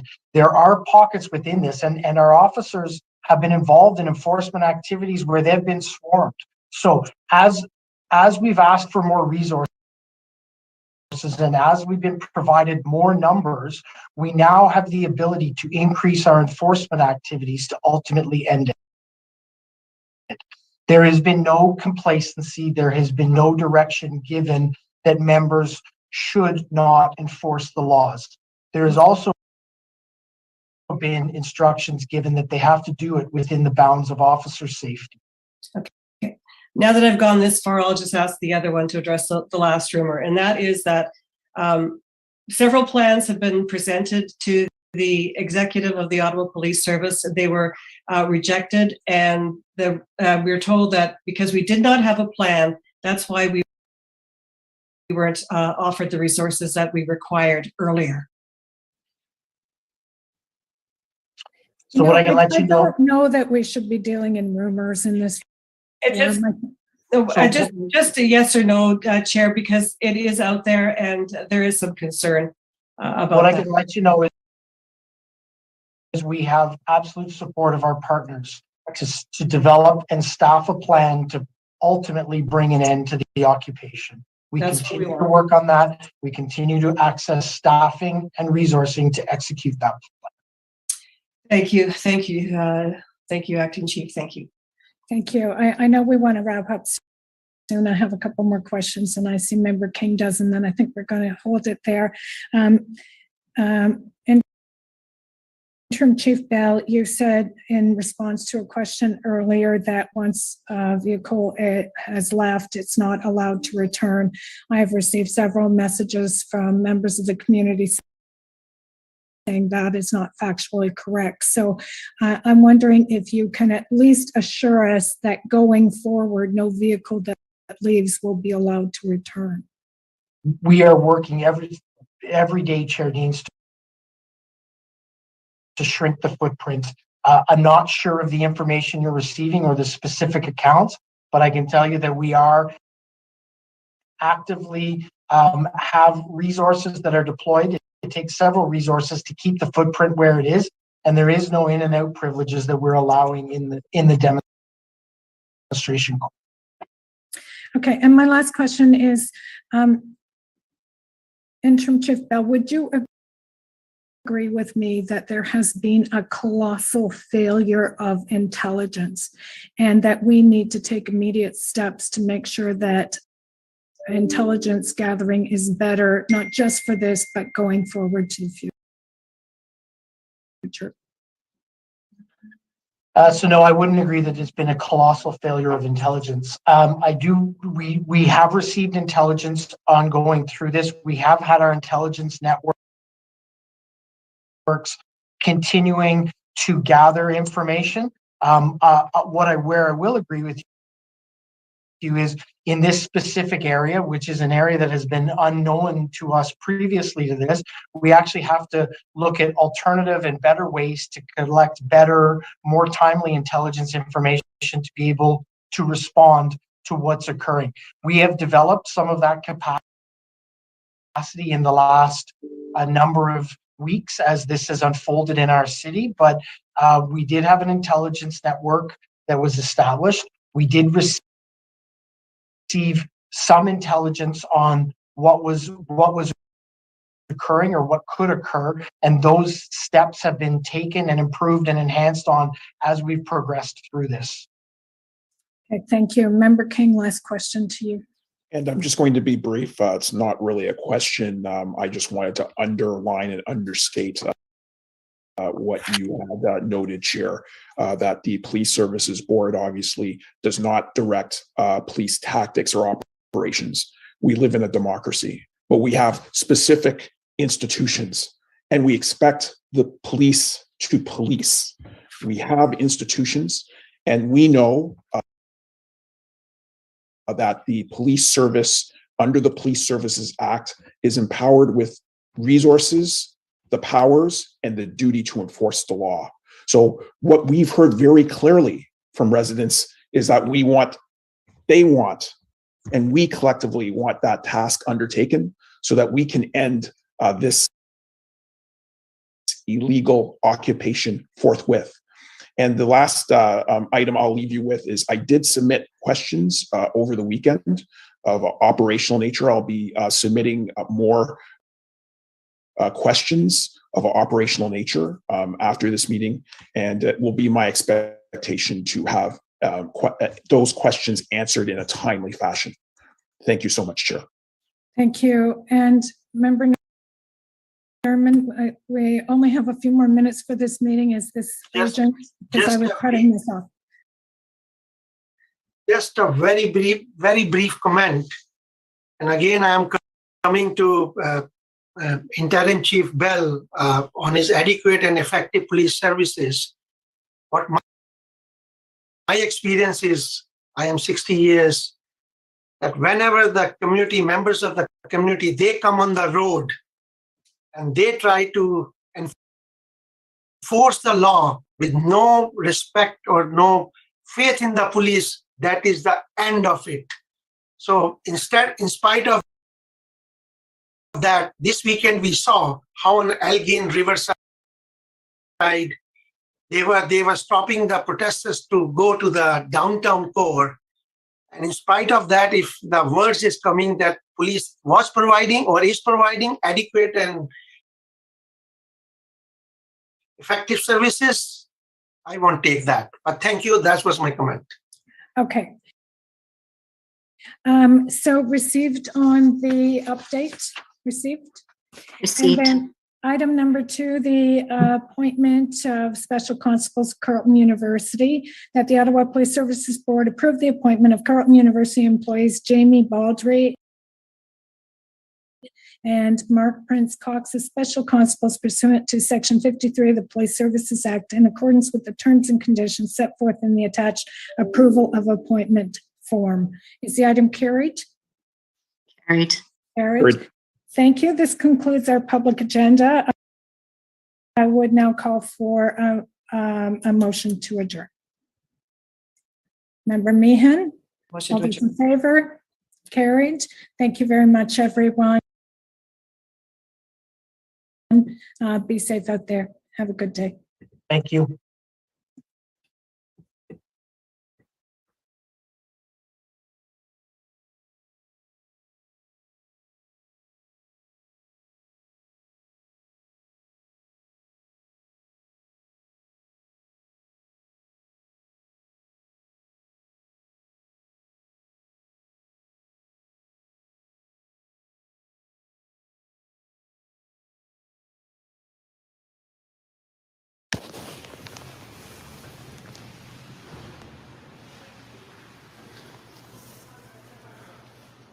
Hello, everyone.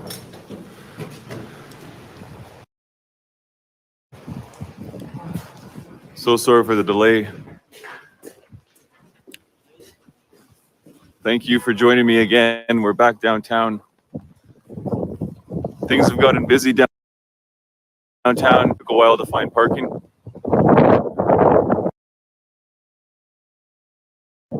But thanks for joining me, and we're heading on up to the Freedom Convoy on Wellington. Straight ahead, as promised, is the United States Embassy. We'll head on up that way.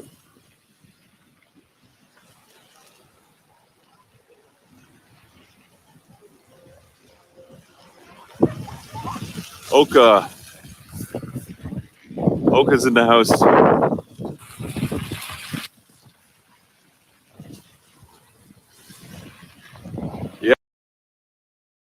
Yeah, it's a cold one today. It's windy. Wish I brought warmer pants, but I'm layered on top, so we should be good. I intend to be out as long as I can today, bringing you guys along with me. Again, thank you so much for joining.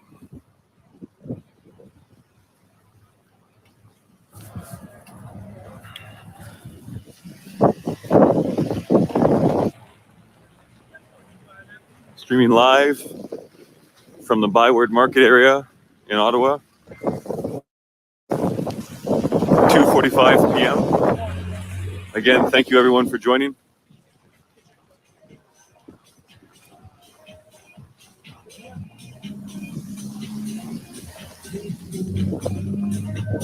Heading on up to Wellington Street. Check in on the Freedom Convoy.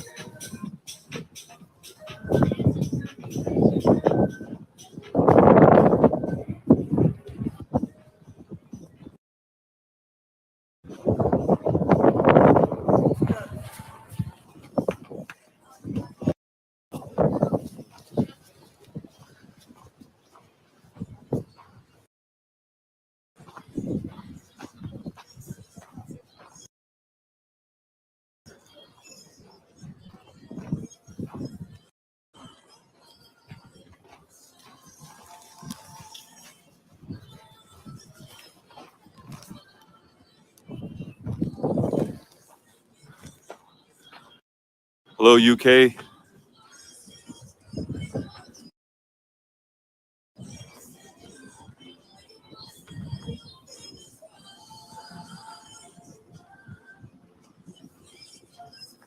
See the Polish flag.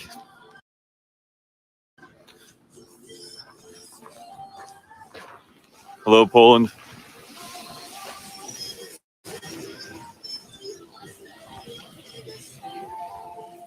Don't tell me that. I wish I was in Southern California.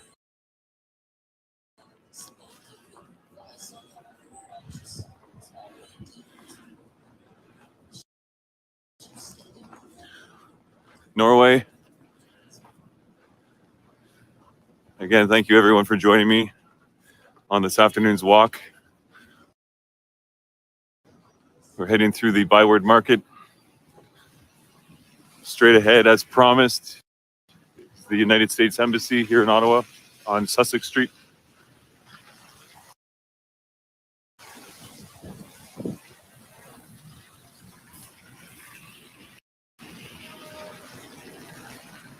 Hello, Michigan.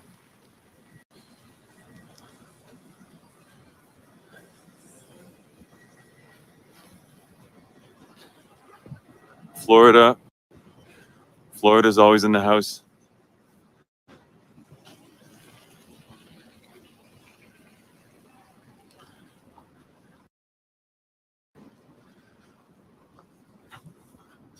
Very start of my walks are always the favorite. Hello, Turkey.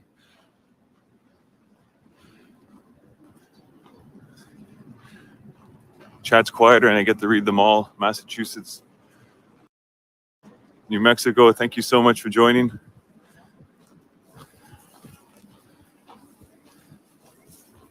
Buongiorno, Italy. North Carolina, New Jersey, Ireland. Ireland's always representing, quite a few this morning. Scotland.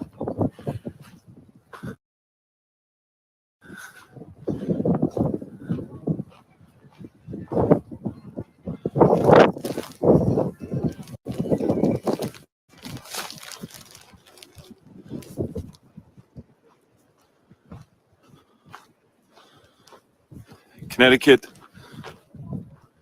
Germany, a few German truckers down, part of the convoy we spoke to yesterday.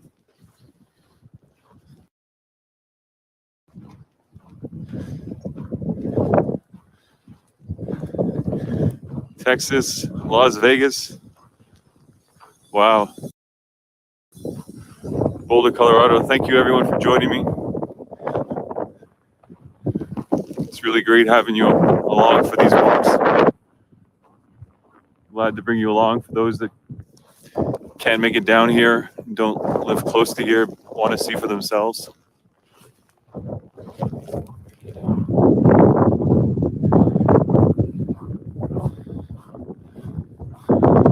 Hello again to Florida. As promised, up ahead is the United States Embassy here in Ottawa on Sussex Street.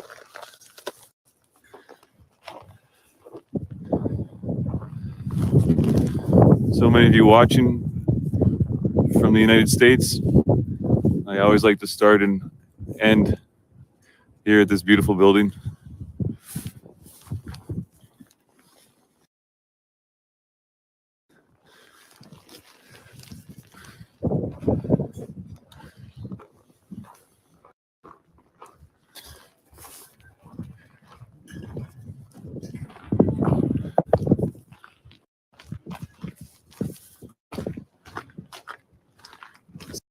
Cincinnati, Ohio, SoCal.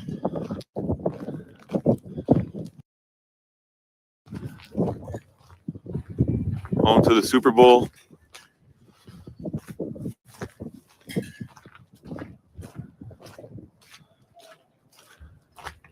Hello, Poland.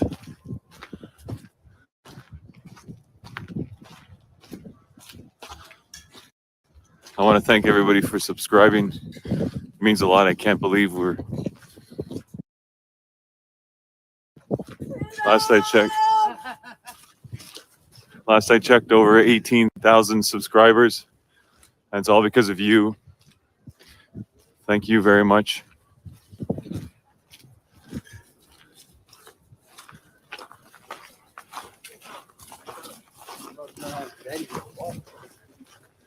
I also like to start every live stream thanking those who helped out and send me some donations on PayPal. A couple of you even sent an e-transfer. Freedom! Helped me pay for the data I have to load up before every live stream.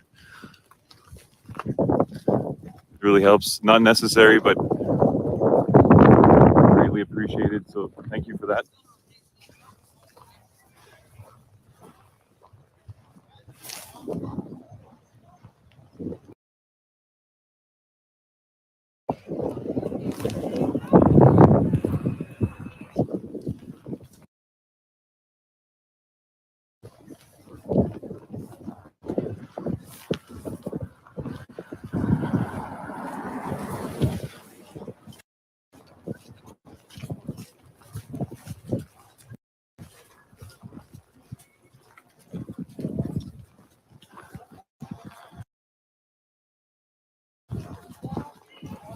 Thank you, DIY Maniac. Appreciate that. Like I said, it's not necessary, but it's really helped. I've exceeded my data for the month quite a while ago, so it's been pay as you go, pretty pricey.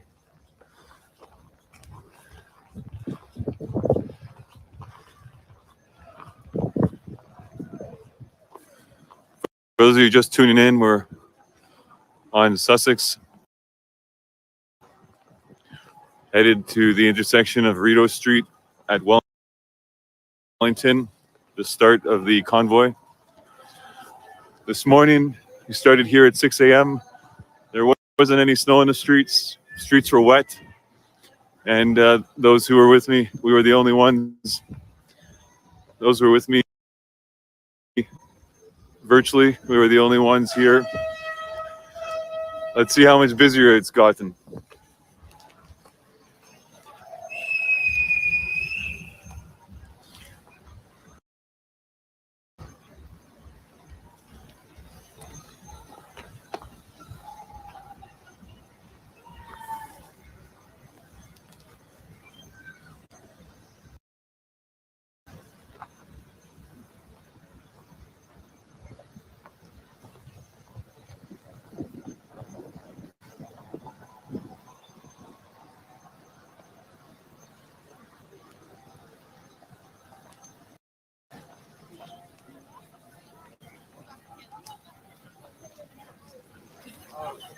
When you said come and look after it. No one does look at the parliament.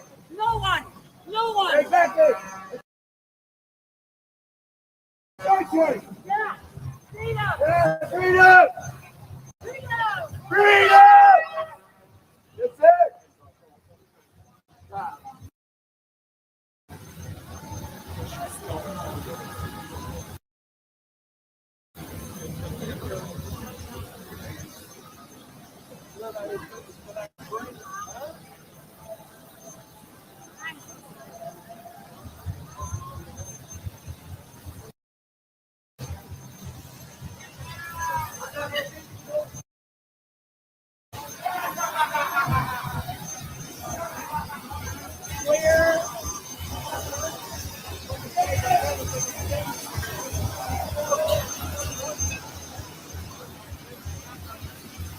Looks like we got a goalie ahead of us. We'll have to go check in on the street hockey game.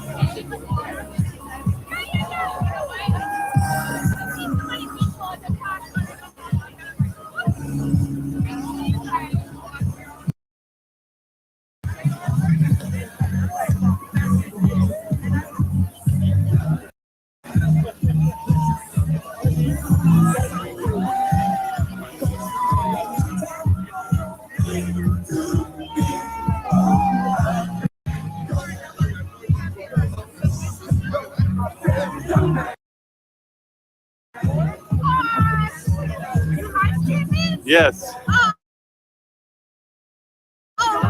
Say something.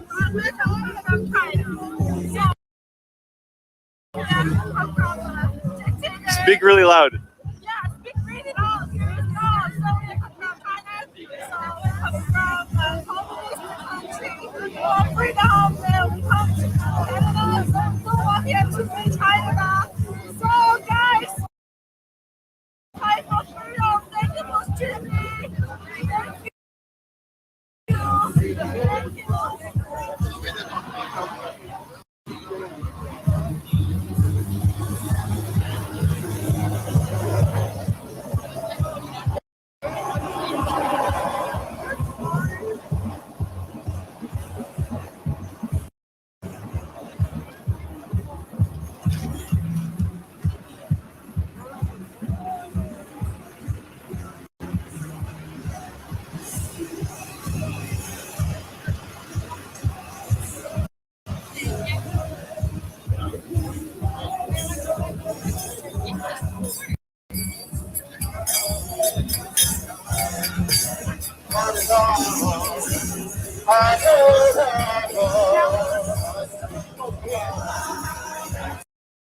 Thank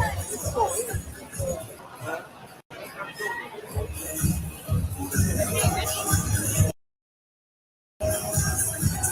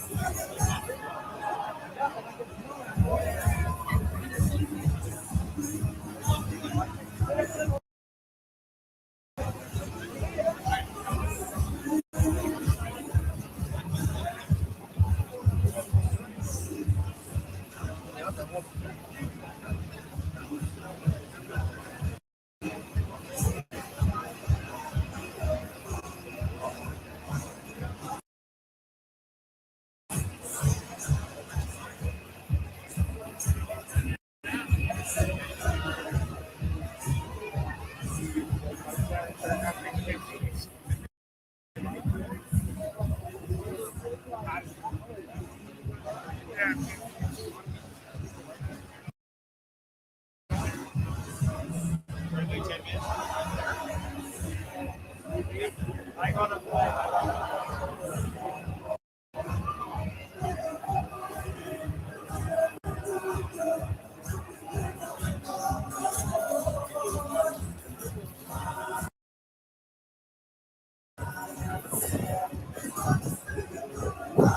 those just tuning in, we're streaming live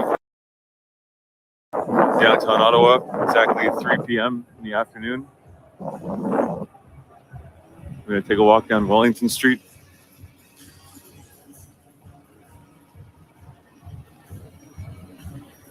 Head to Parliament Hill.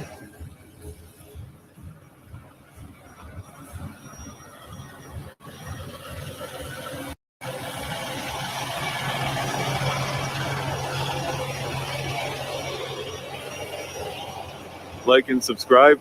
Thank you so much to all of you who've already subscribed.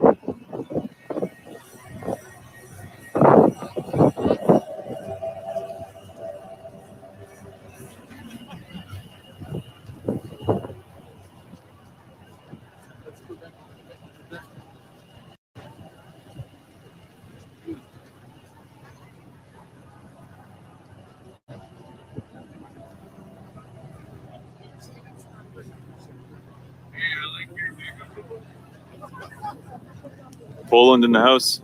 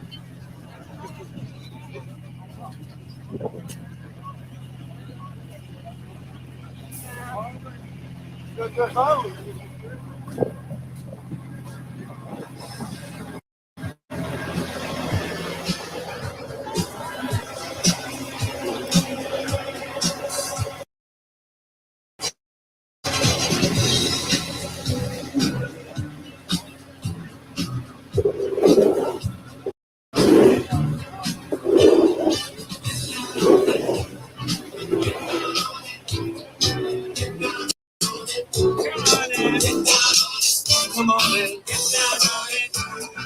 Get down on it. Get down on it. Get down on it. How you gonna do it if you really don't wanna dance? By standing on the wall.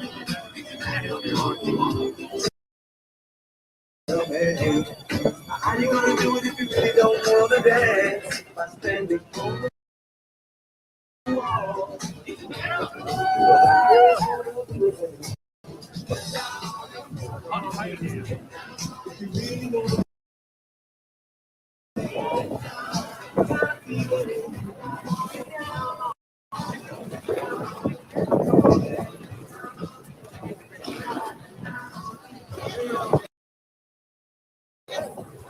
Coming out, guys.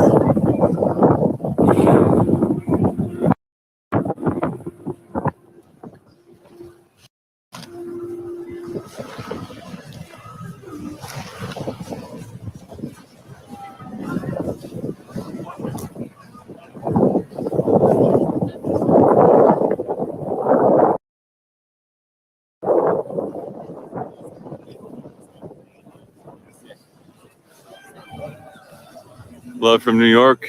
Thank you.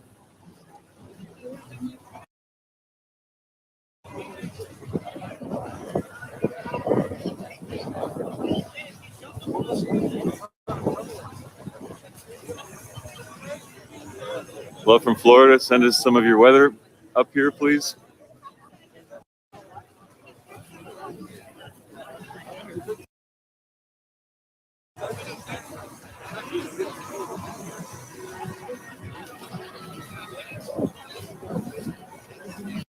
For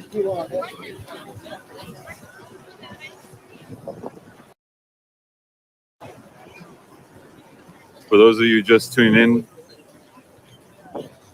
we're taking a walk down Wellington Street towards Parliament. Check in on the convoy as well as the festivities at Metcalfe Street.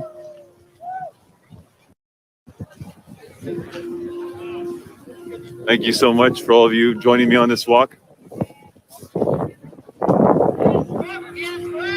Truly a pleasure to have everybody here with me.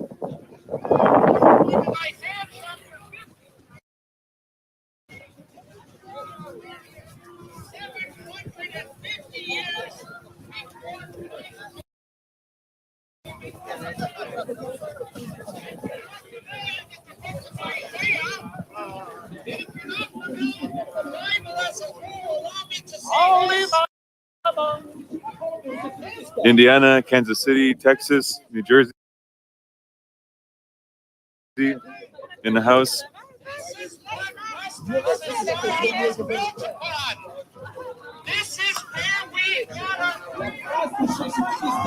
Hello, Scotland. La grâce de Jésus-Christ est disponible encore. Tu as juste à ouvrir ton cœur, mon frère. Tu as dit ça, Seigneur Jésus-Christ. Rentre dans mon cœur. Je suis fatigué de ma maladie. Je suis fatigué. Je me bats tous les jours. Aujourd'hui, je remets tout à tes pieds. Et si tu as fait cette prière avec moi, mon frère, tu es devenu un enfant de Dieu. Thank you.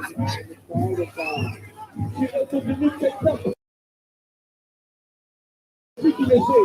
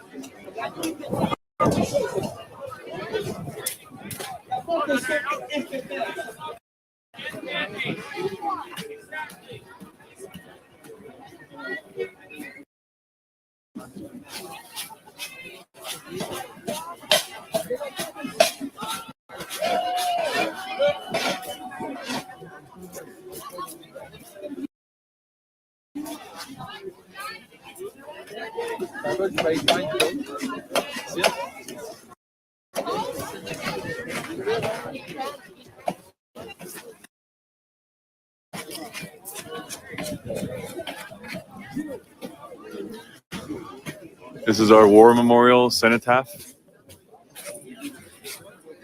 Right up until this morning, even there was fencing around it. That appears to have been removed. From here, I'll be, in a few minutes, I'll pick you up to my apartment. You use the washroom. Is she walking around? Walk around? Like... She was walking around. I don't know. Yeah. And she doesn't. I don't know. 300 of them, they know no. Leave Leon, Leon Root and Chan is out here, right?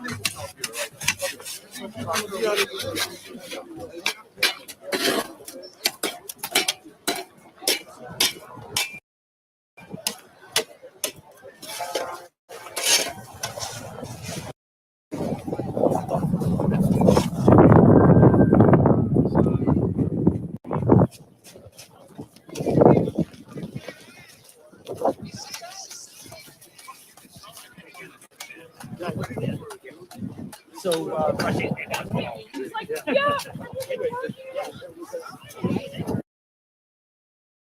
This is our tomb of the unknown soldier.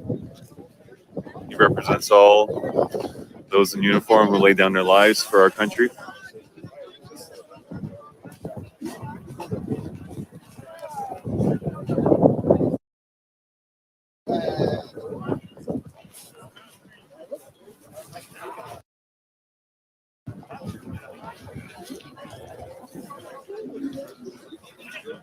mean,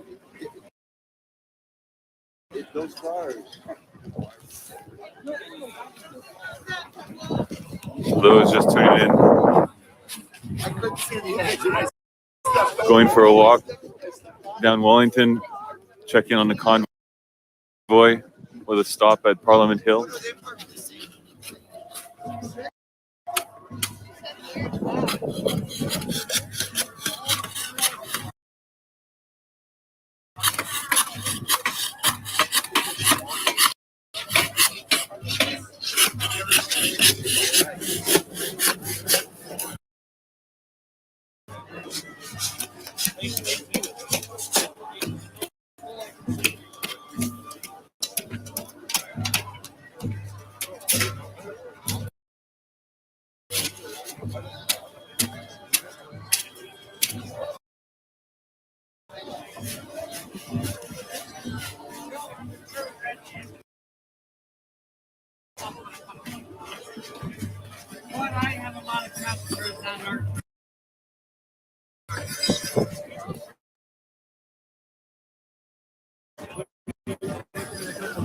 I own the resort.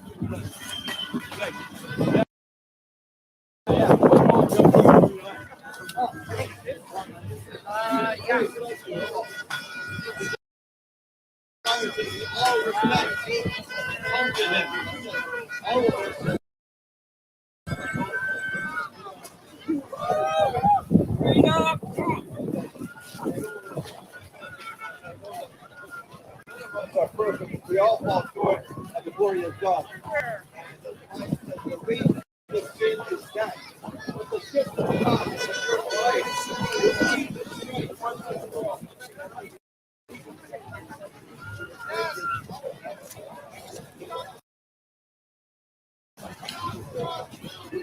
Thank you all for joining me on this walk.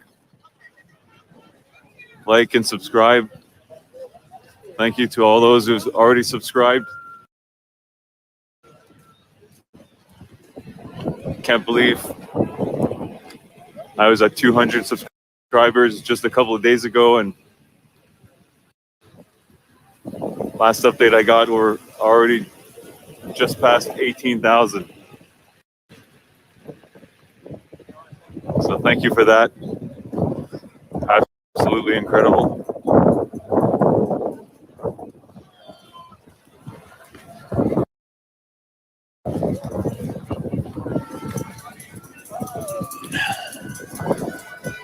Hello, Greece. Tikanis. How are you in Greek?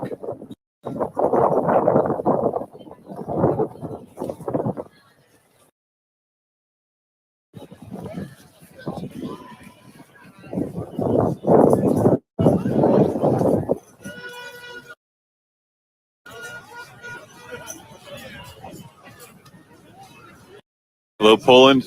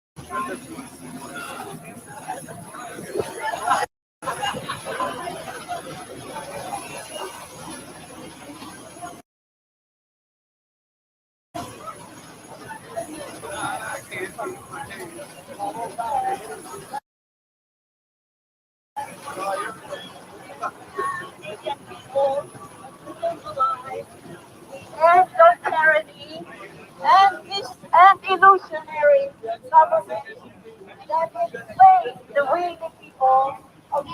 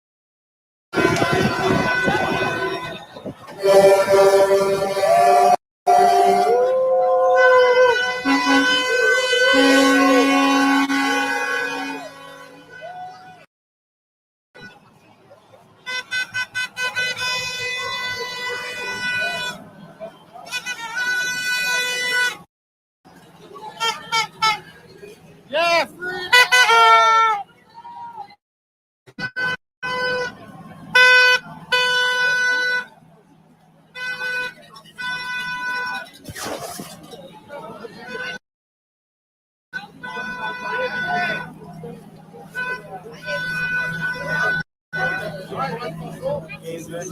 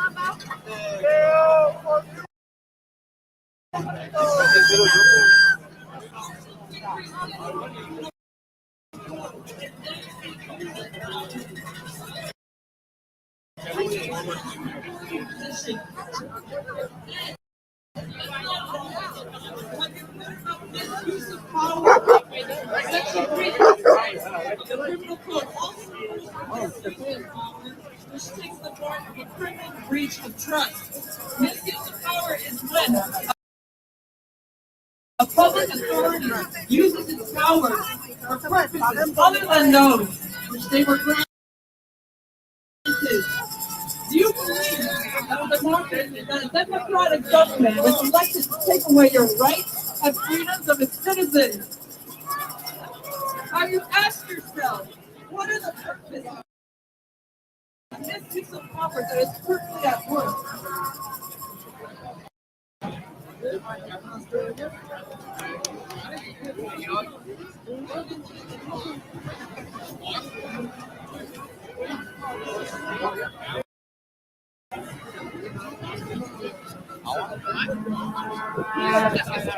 I can also quote the Article 319 of the Criminal Code of public respect and hatred of crime, but also Article 346, which revolves around extortion.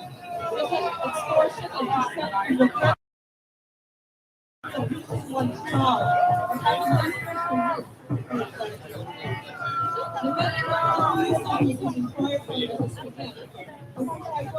For those just joining, we're here live up on Parliament Hill.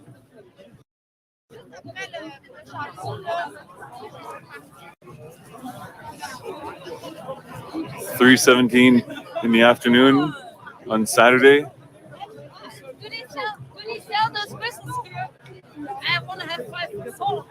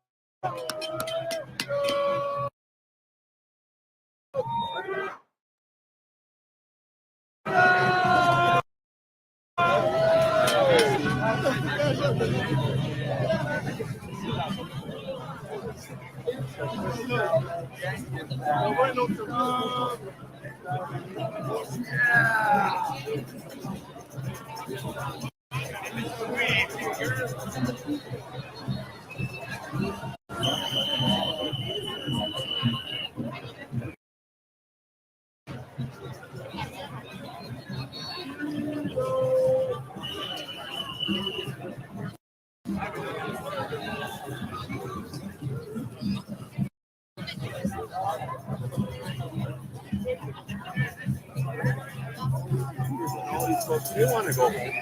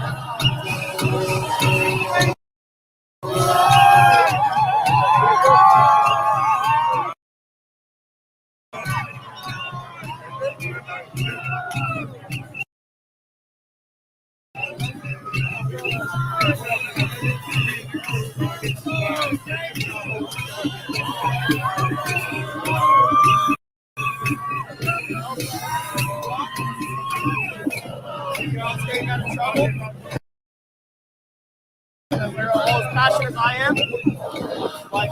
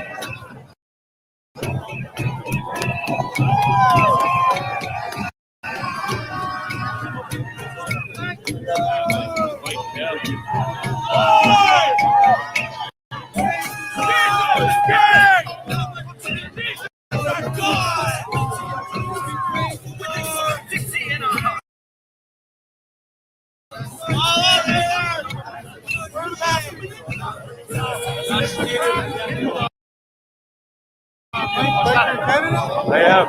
I saw you on Ottawa stream last night. Oh, right on. Yeah, you're new? Yeah, Awesome. pretty much. Yeah, Awesome. Thursday. It started Thursday. Oh, that's awesome. Man. Yourself? Are you? Yeah, I'm the live streamer. I'm actually a friend of Ottawa. Okay. I do live streaming as well. We're all like a little small community here, you know? Yeah, what's your name? My name is Zoke.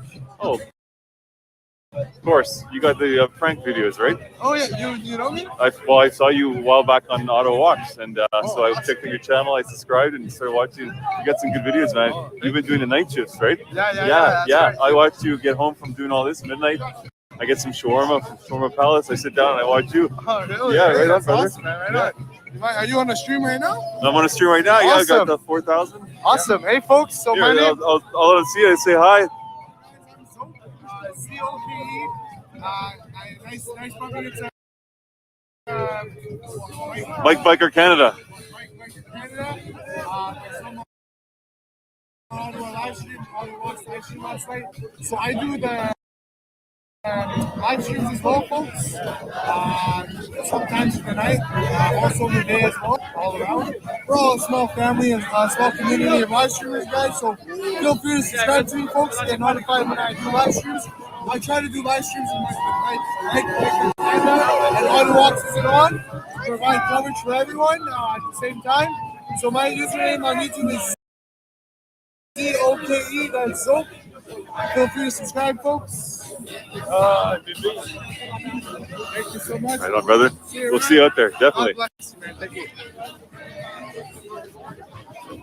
That was Zoke. Zoke's been live streaming the convoy for quite a while now. Check him out. ZOKE.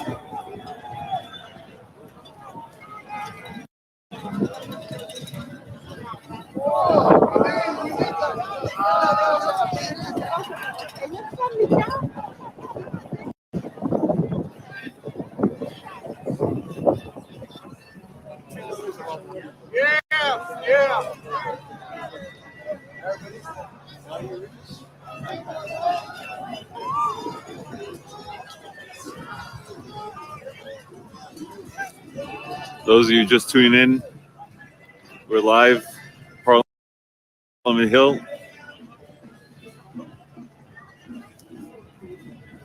We're going to continue walking down Wellington Street, see what the convoy looks like today. 3:30 p.m. roughly. I want to thank you all for joining me on the walk.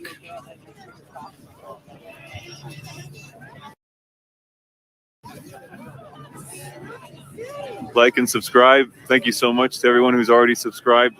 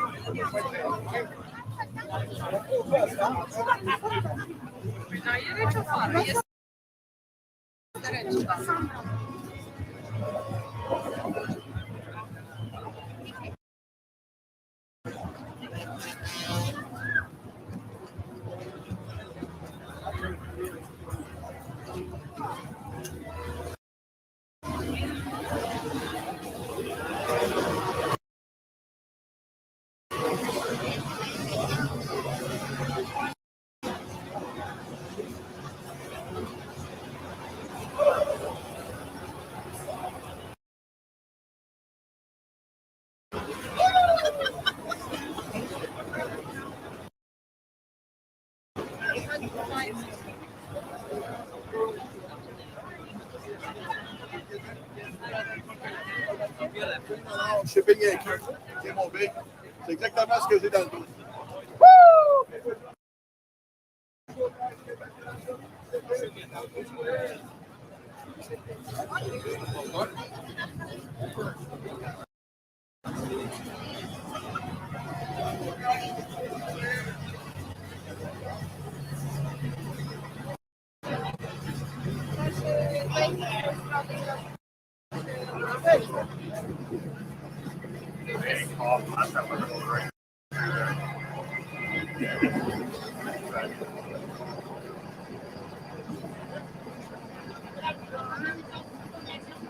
You know what? It's totally what, 2 weeks ago? I didn't notice.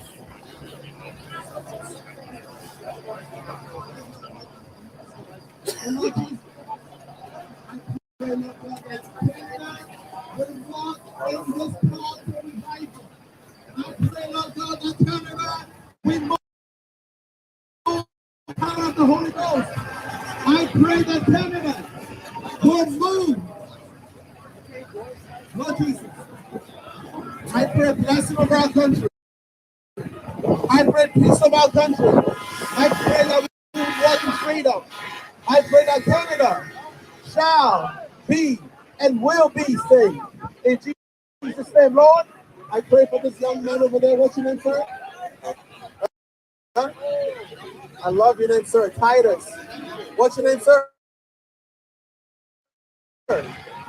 Drinking. Holy Ghost. We thank you, Lord, for the work you're doing this.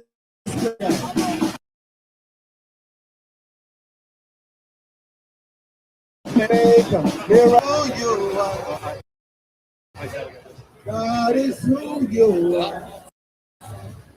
God is who you are. God is who you are.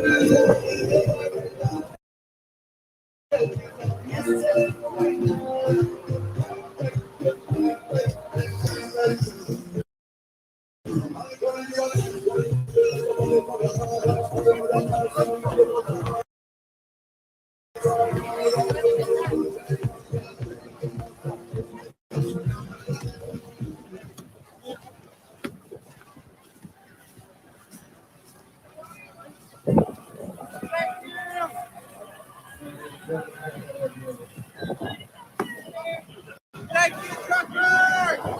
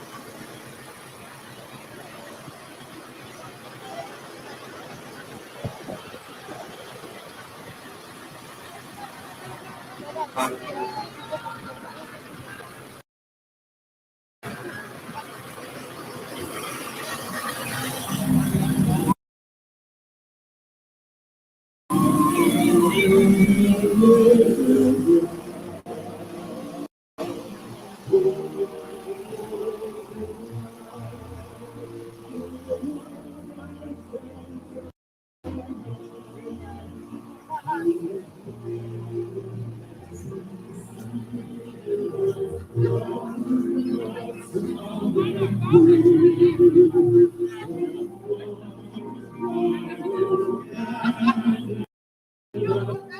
stand on guard for the God keep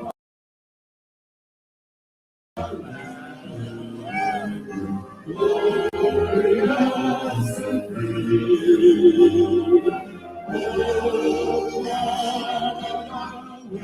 We stand on guard for the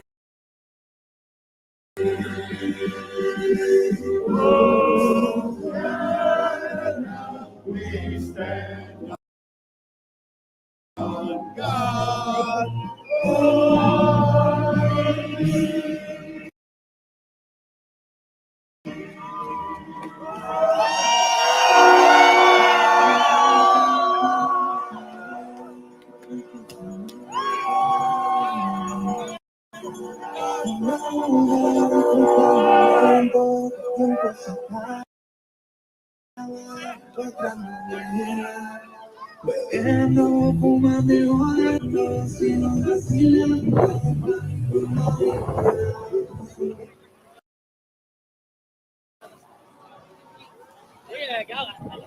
Thank you, everyone, for joining me on this walk down Wellington Street, right out front of the Parliament of Canada. What's the YouTube channel?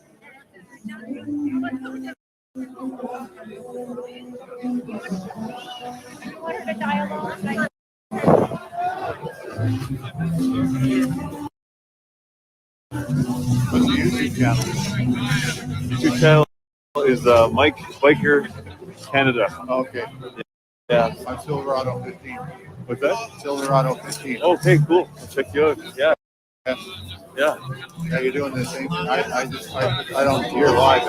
Yes. Yeah. And all the YouTubers got lots of keys out of this. Definitely. Yeah.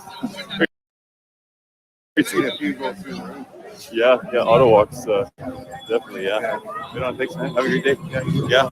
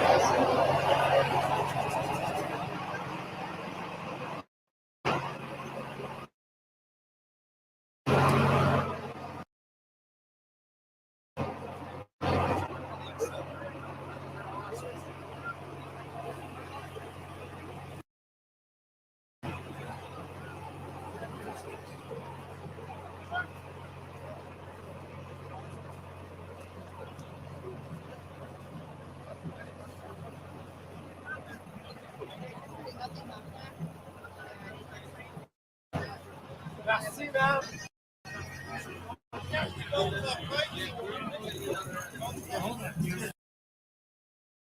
Each other. Every time I ask somebody about DEF, I ask how fuel was. There's only those two trucks that I'm going to talk to.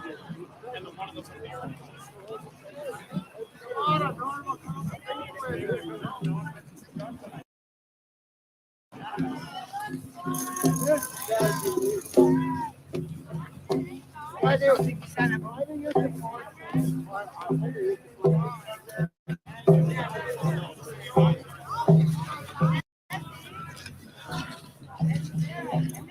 Those of you just joining us, we're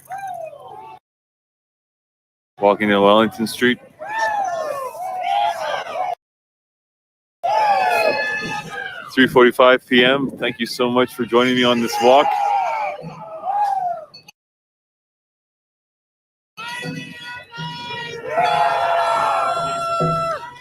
Hello, Ohio.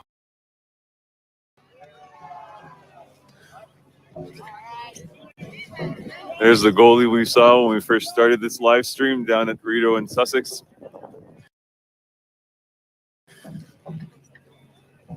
It's taking its position in the net.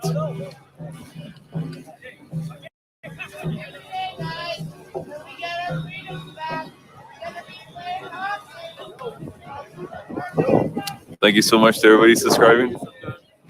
Right on. Thanks, guys. Yeah, I think he broke his ankle. Oh, is that what happened? Yeah. Oh, shoot. Okay, I wonder why they stopped. He's not in trouble. He's just there helping him out. Oh, playing hockey? I think Oh, so, gosh. That's cool. Thanks for watching on YouTube. Right on, guys. It's unbelievable. It's beautiful. Pause in the street hockey game. Apparently somebody Sorry, Gary. broke their There's the ankle. Supreme Court of Canada right there. Yeah,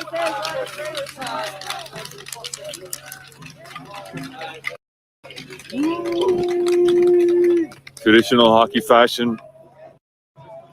When an injured player gets escorted off the ice, everybody bangs their sticks in solidarity. Penalty.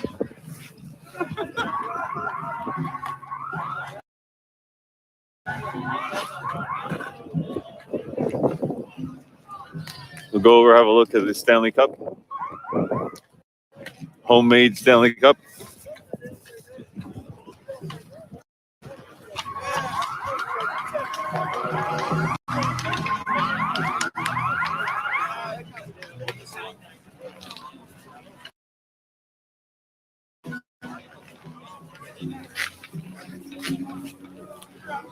For those of you not familiar with the Holy Grail of hockey here in North America, that's what the National Hockey League fights for every year. This one's made with an upside down garbage can, right side up bucket, topped with the garbage can lid.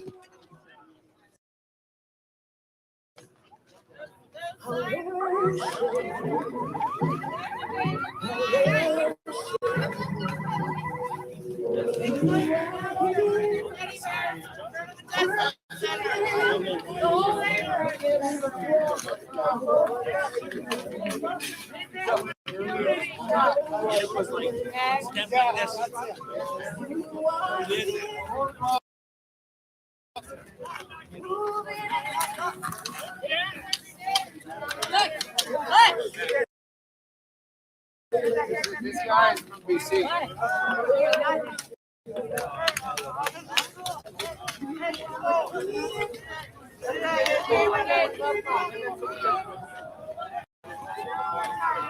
I want to thank everybody for joining me on this walk. It's great to have you all along. Like and subscribe. Thank you to everyone who's already subscribed.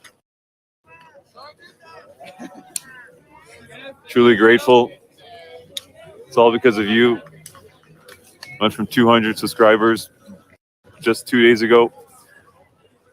I'm not sure what the count is now, but last I checked, just above 18,000. It's just awesome. So thank you for that.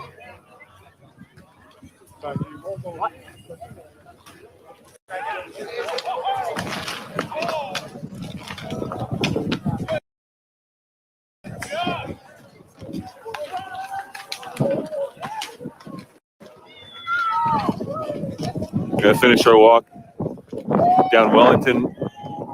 You see the remainder of the convoy here, and then head over to Kent Street, where the bulk of the convoy is parked.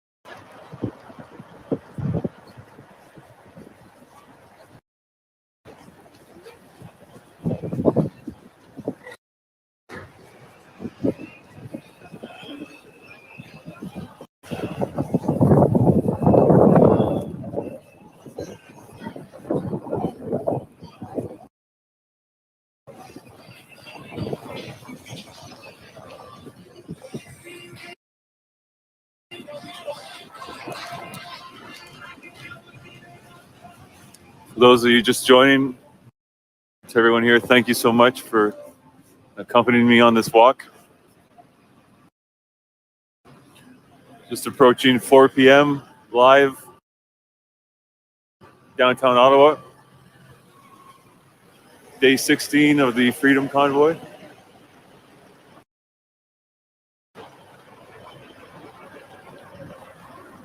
Like and subscribe. Thank you so much to everyone who has.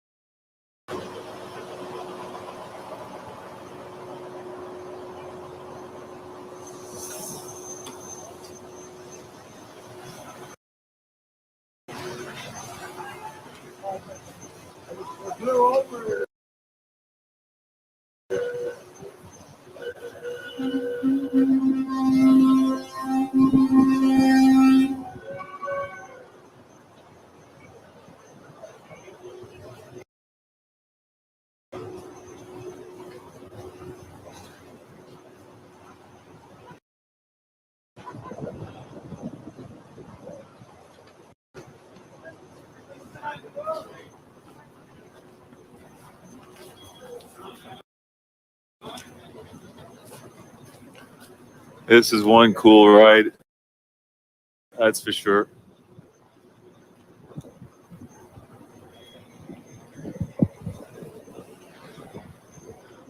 Let's circle around and have another look in front.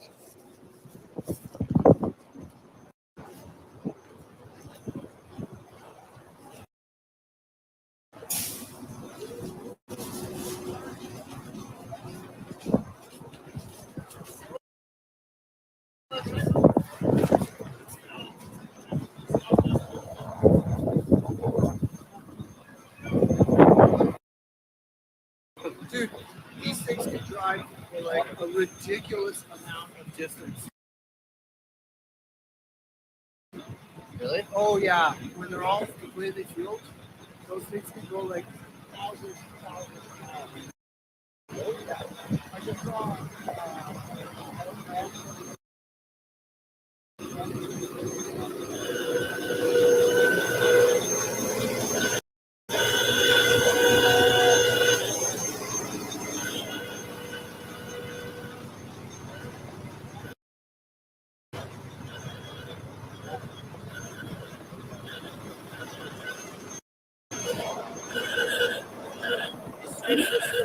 Yeah, I need to.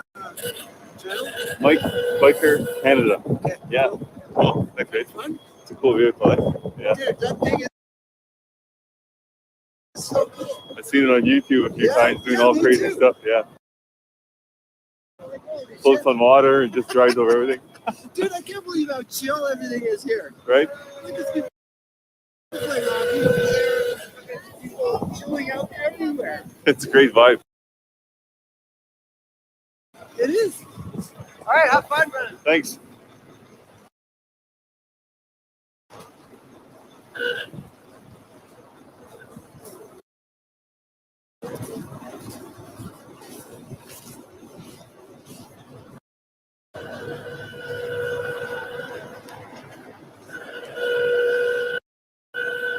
believe this was the injured hockey player.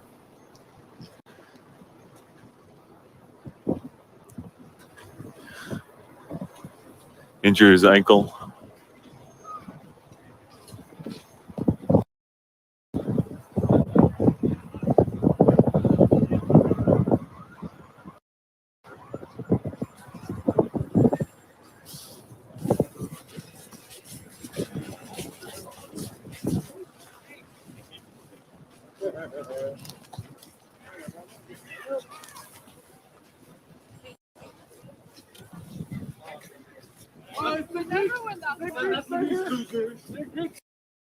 I'm gonna walk down Lion Street over to Queen.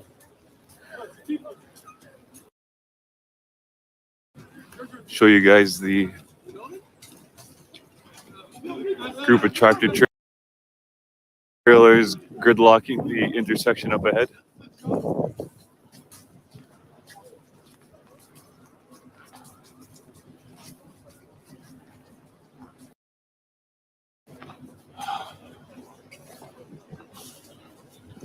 Hello, Florida.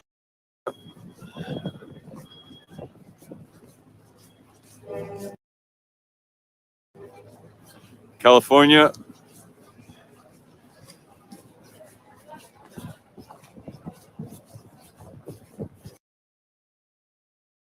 Thank you so much, everybody, for joining me on this walk.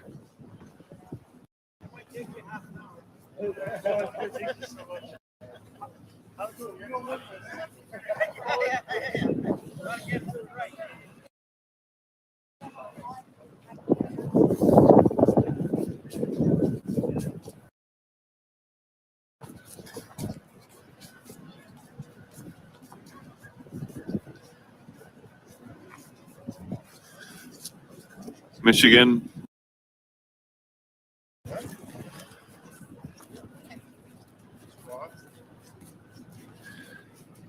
Like and subscribe. Thank you so much to everyone who's already subscribed.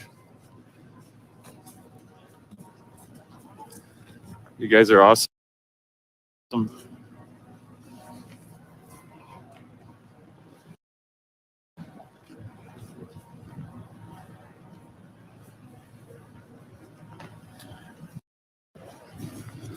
I'll be out here all day, throughout the evening.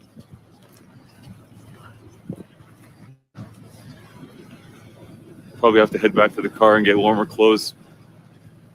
A few extra layers. Temperature's been dropping rather quickly today. The wind's picking up.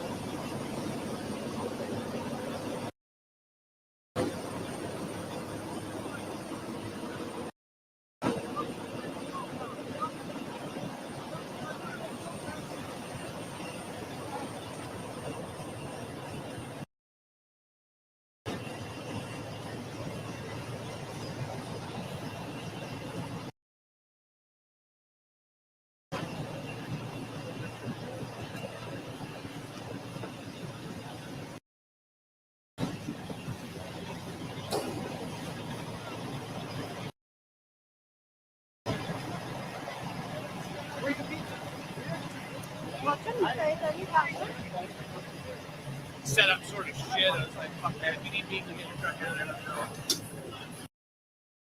there.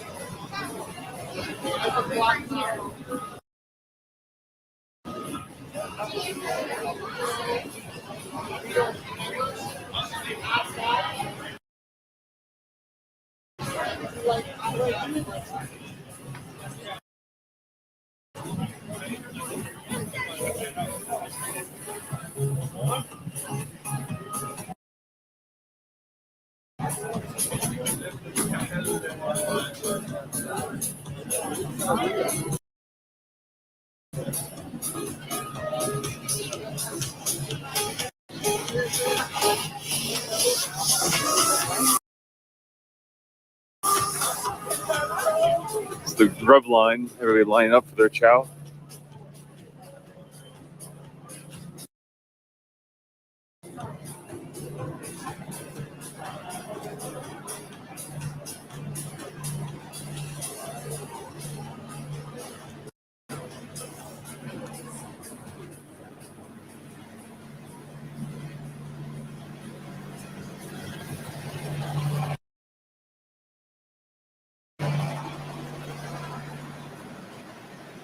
For those of you just joining, we're currently walking down Lion Street, downtown Ottawa.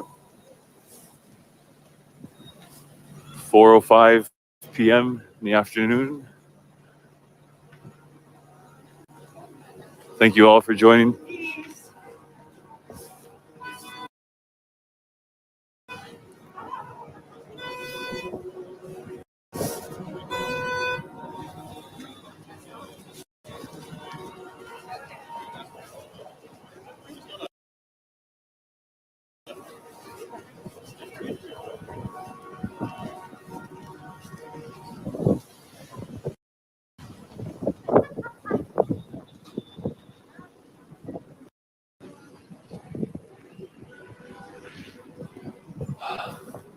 What's happening, man? Hey, brother. How you doing? Good. How are you guys doing? Good. Staying warm? Yeah, it's been cooling off a bit. The wind's been picking up. Right on. See you guys in a bit.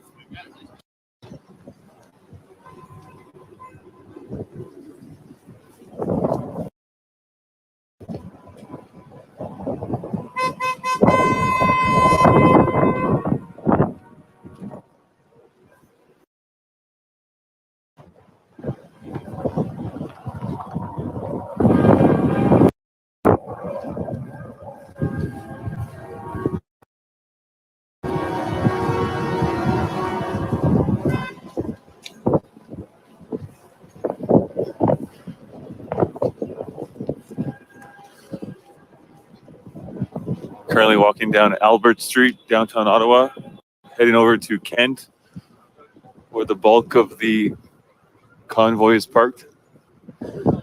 Take you guys down Kent Street, show you what that looks like.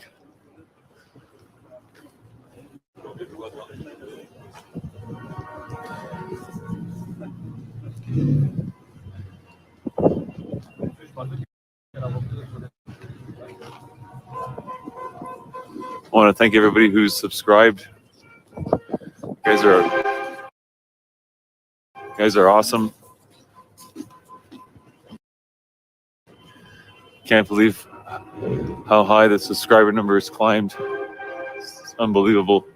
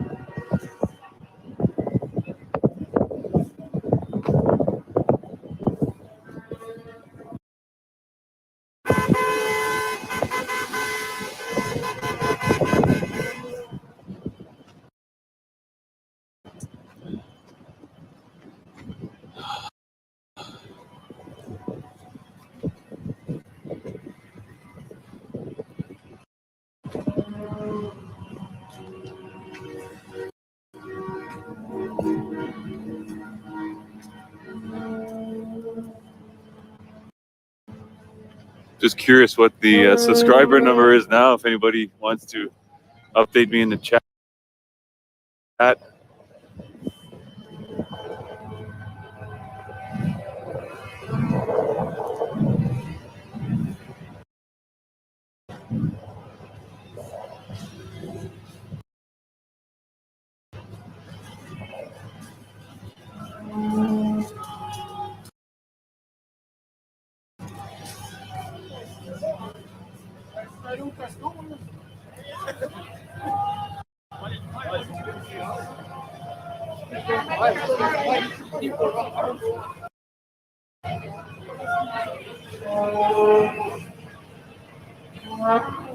Hello, England.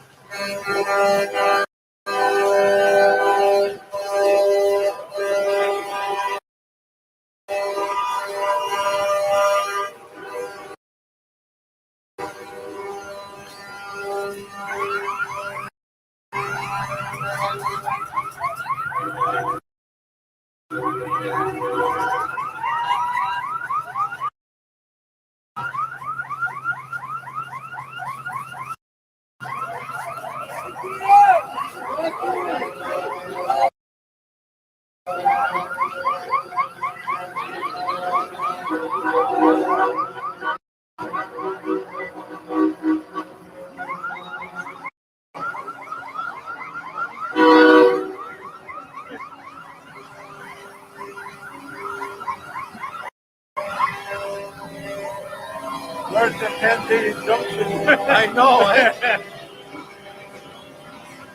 The cop.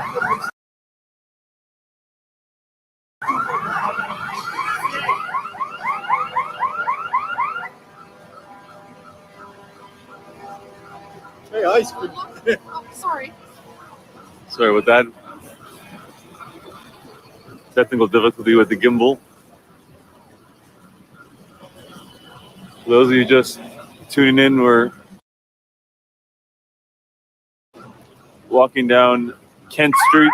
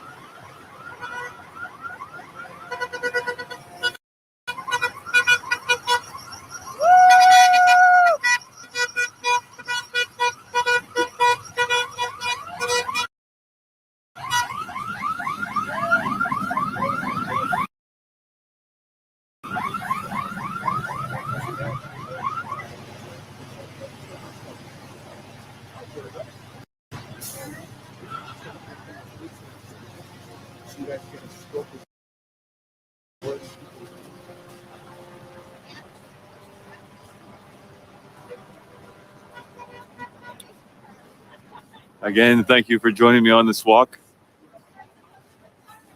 Those of you just tuning in, we're walking down Kent Street.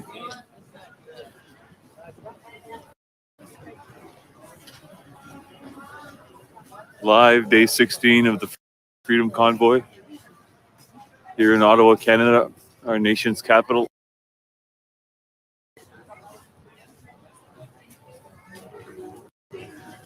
Like and subscribe. Thank you so much to all that have subscribed already.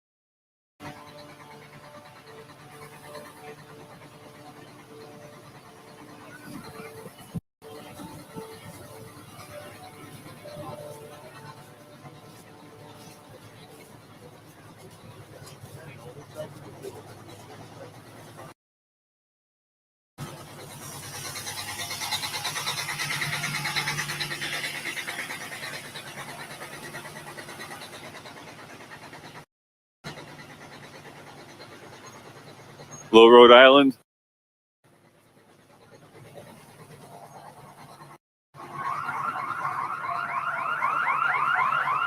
Texas.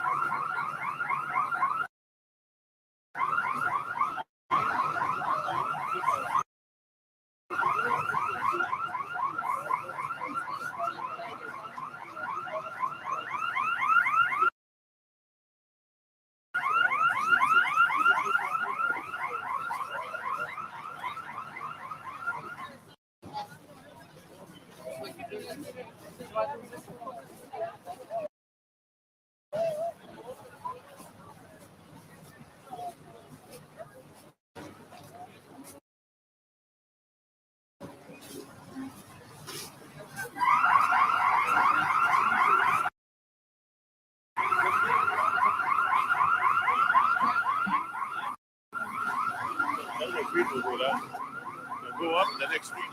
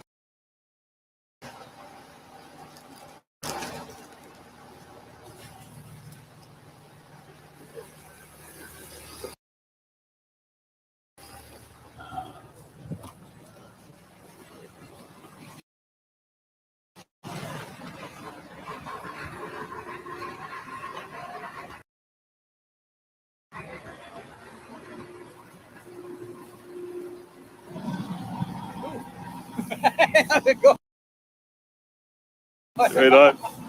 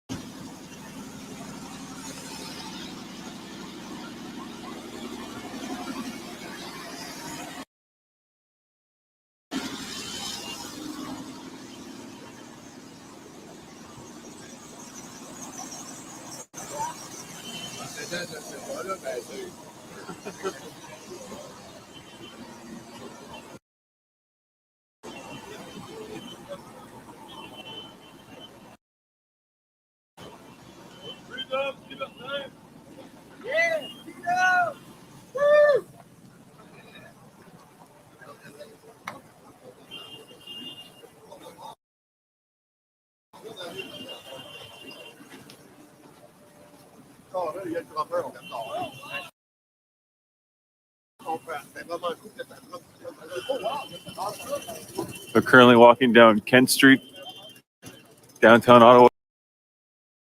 A couple more blocks left of the convoy here.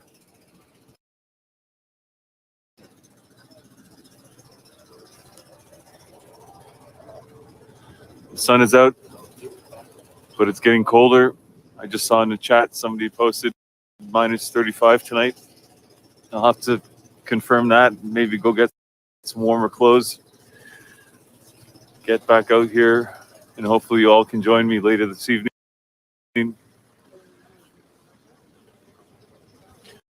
We'll see what Saturday night will be like.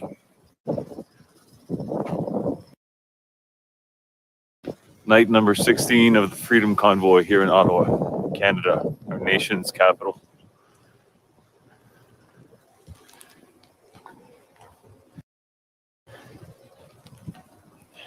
Hello, New Zealand.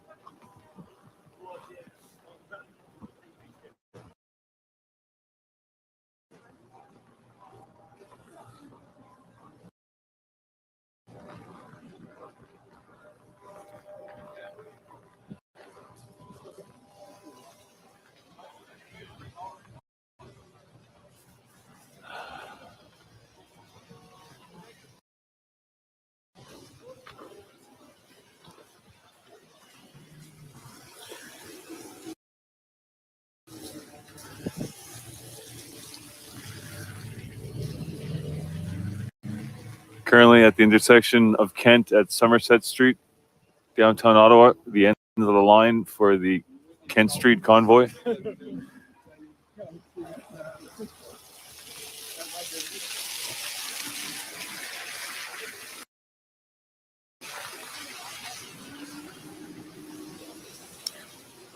Go for a walk back up Kent Street.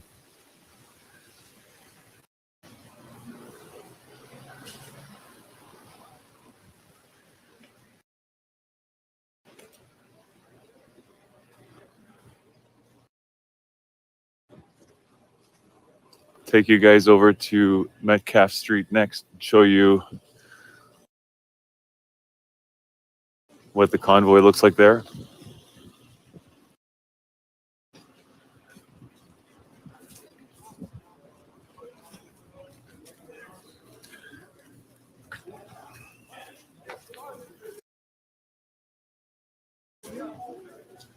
Like and subscribe. Thank you so much to everybody who has already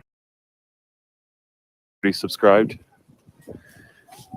And a very, very big thank you to those who send me a donation on my PayPal, and a couple of you via e-transfer. That really helped out with the data charges I've been incurring.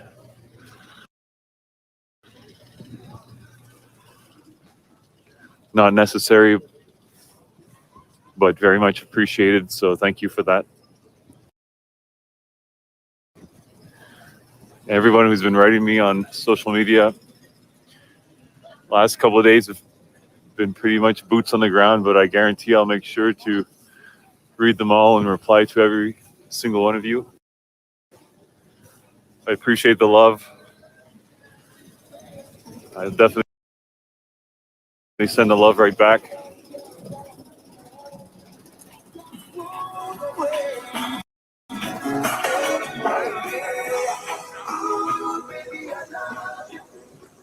I'll get home tonight and make sure to sit down and try and read as many as I can. I'll be back out here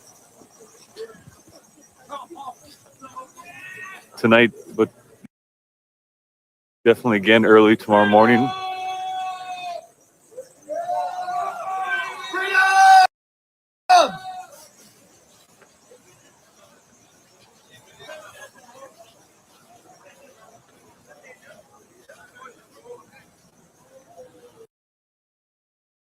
Oh wow! Thank you for the update. Wow, I just saw 19.6 subscribers. That's unreal.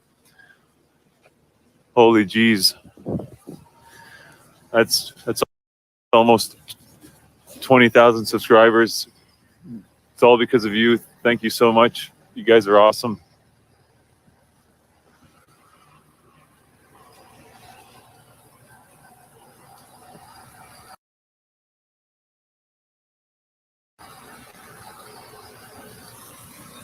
$19.7. Wow.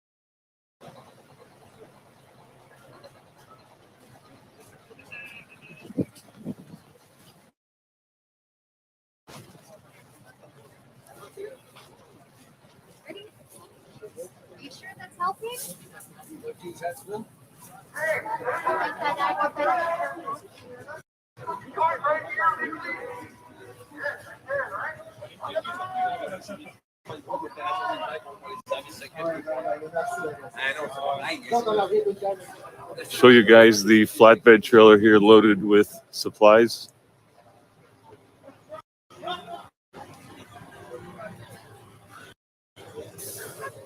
Propane and charcoal.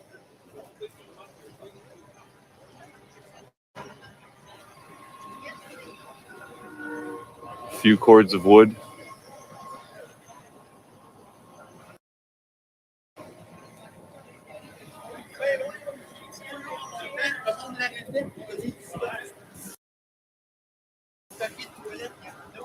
Toilet paper, paper towel, diapers.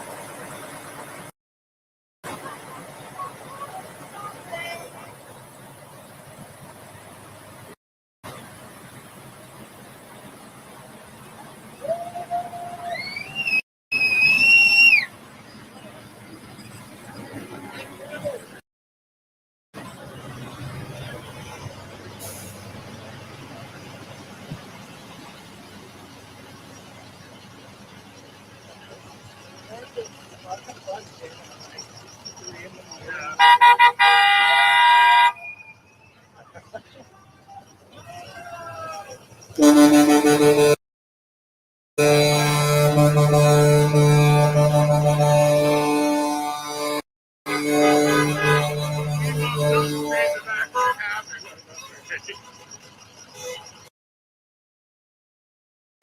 apparently, if there is a tent, you're right on tent.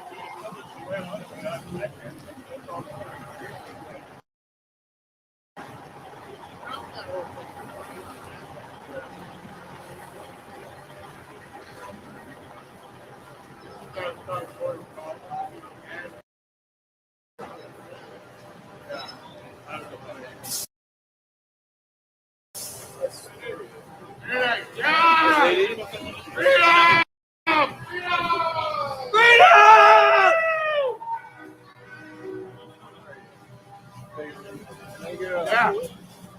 What? Don't be great. Out here. Freedom. Freedom. Hey!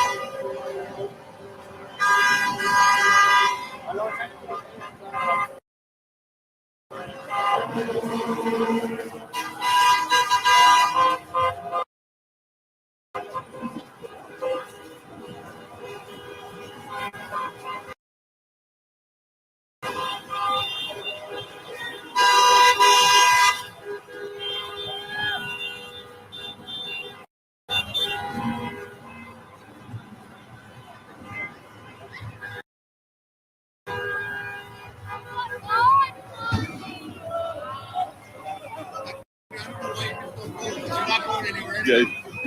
Good point.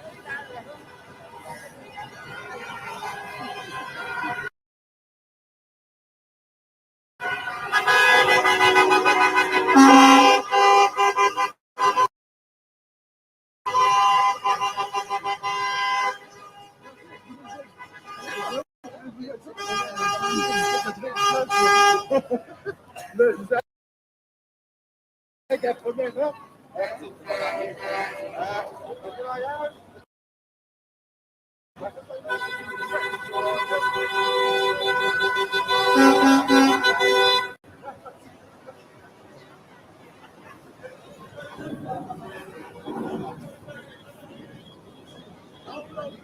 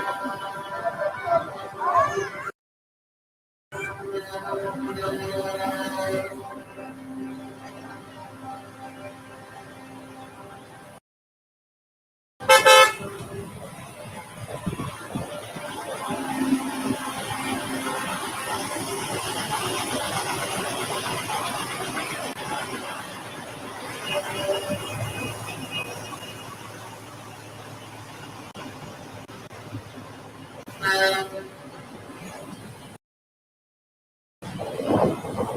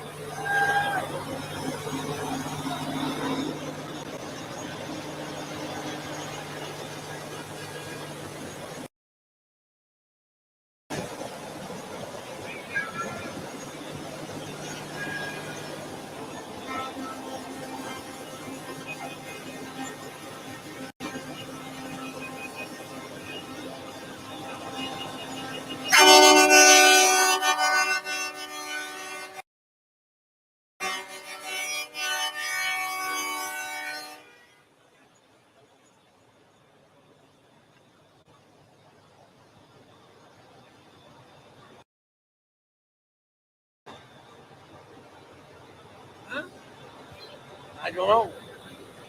Where's your...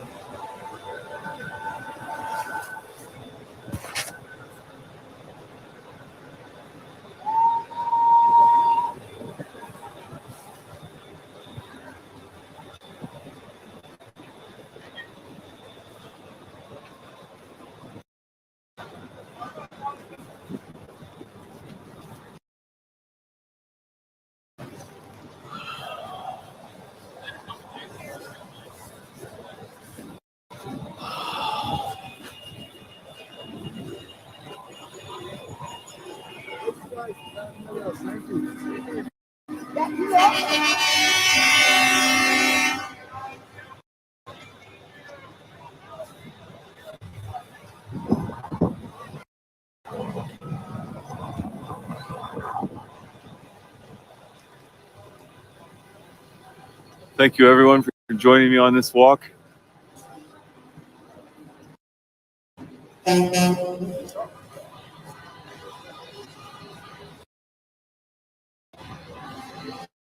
I saw Croatia,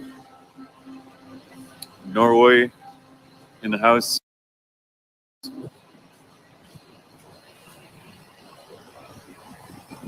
For those of you just tuning in, we're walking down Queen Street, downtown Ottawa, on day 16 of the Freedom Convoy.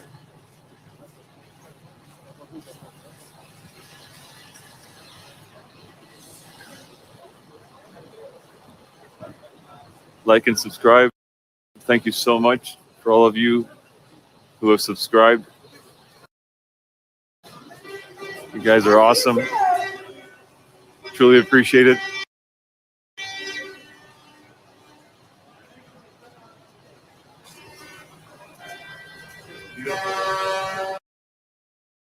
Oh, wow. I just saw in the chat.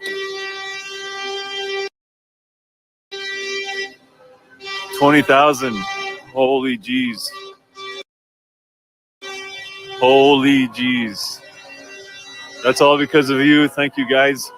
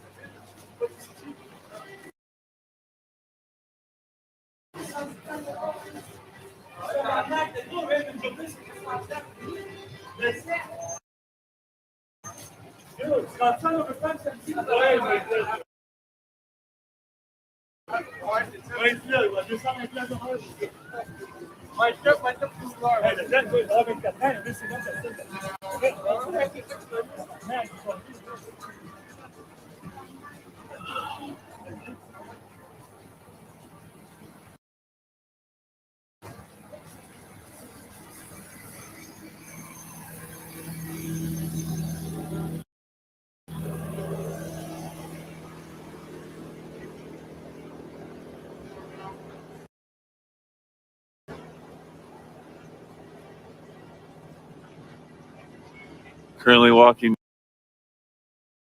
down Queen Street, downtown Ottawa. gonna head over to Rideau and Sussex. Show you guys what the party looks like there, and then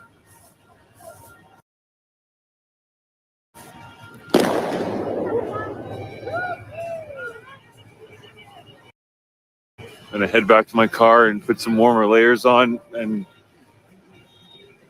top up on some data. Get back out here.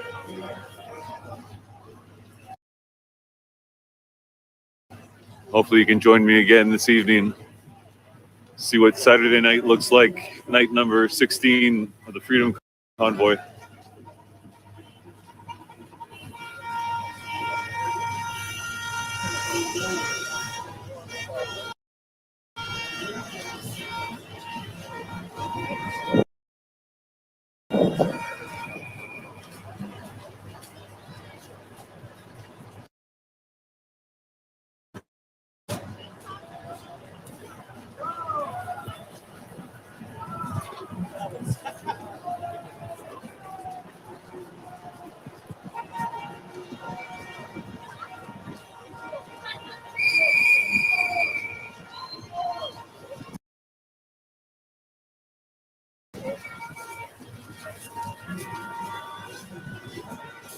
British Columbia in the house.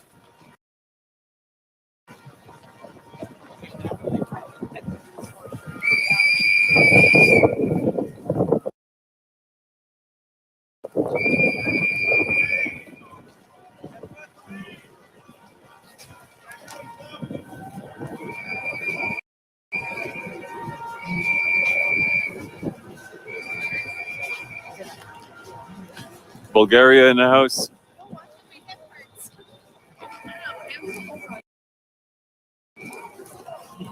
Hello to everybody watching, joining me for this walk. It's really great to have you along with me. Thank you for joining. Truly appreciate it.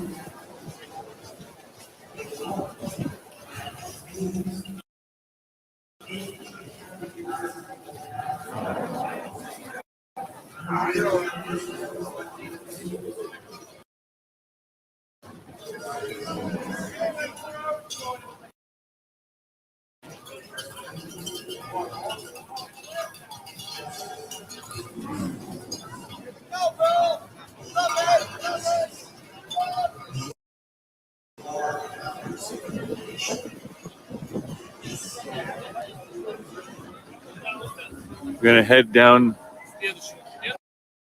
This is Spark Street, downtown Ottawa.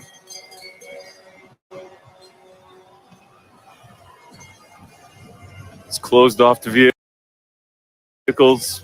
It's a pedestrian mall. We'll head down Spark Street and I'll take you over to the junction of Rideau and Sussex. See what the dance party is looking like over there. And holy geez, can't believe we hit 20K subscribers on this walk. It's all because of you. Thank you so much. Can't believe it.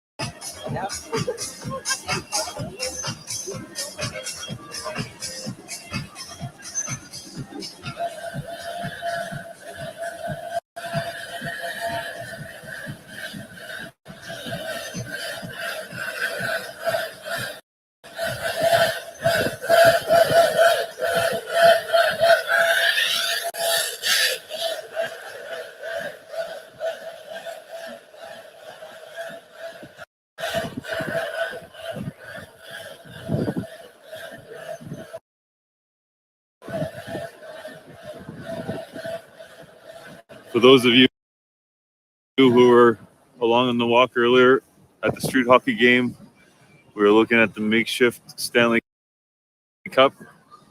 This is another monument here in Ottawa commemorating the Stanley Cup.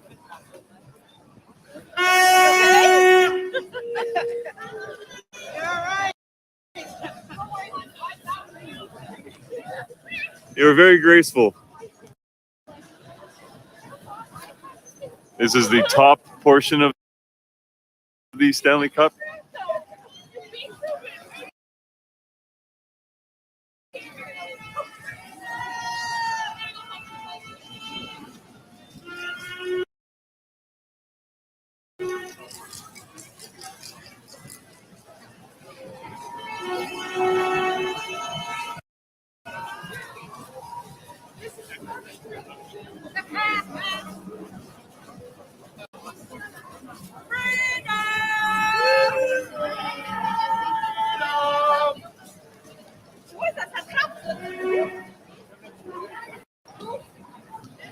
Across the street here is our war memorial, our cenotaph, where the tomb of the unknown soldier lies.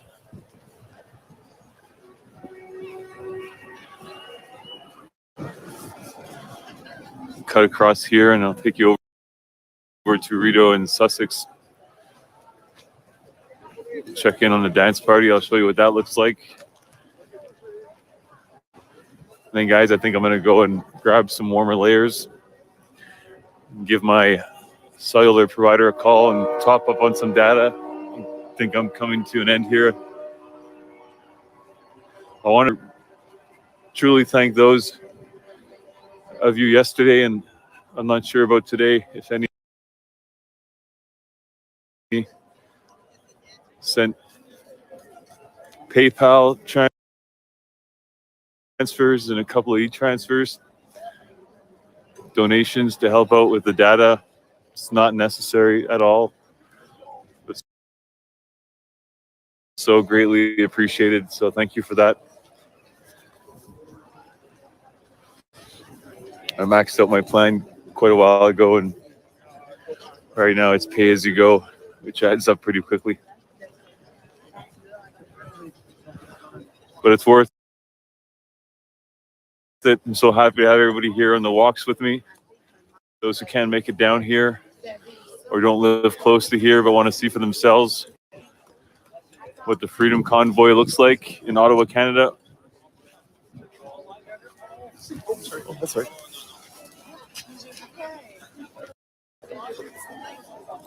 We'll head around here over to Rideau in Sussex.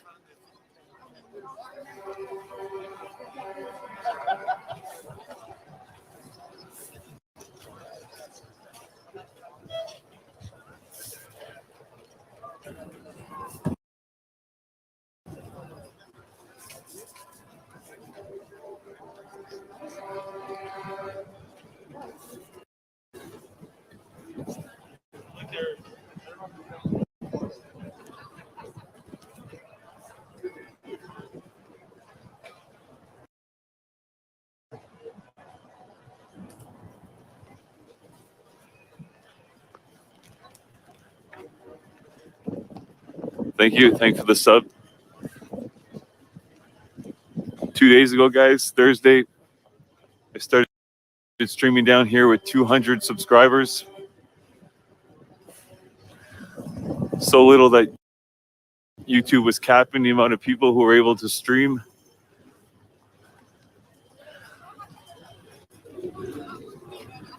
I think they're limiting it to 1,700 people allowed to watch at any given time. So it's getting so many messages, people complaining they couldn't get in, they were locked out. And now, holy geez, 20,000 subscribers. Thank you so much. It's all because of you. Truly appreciate it.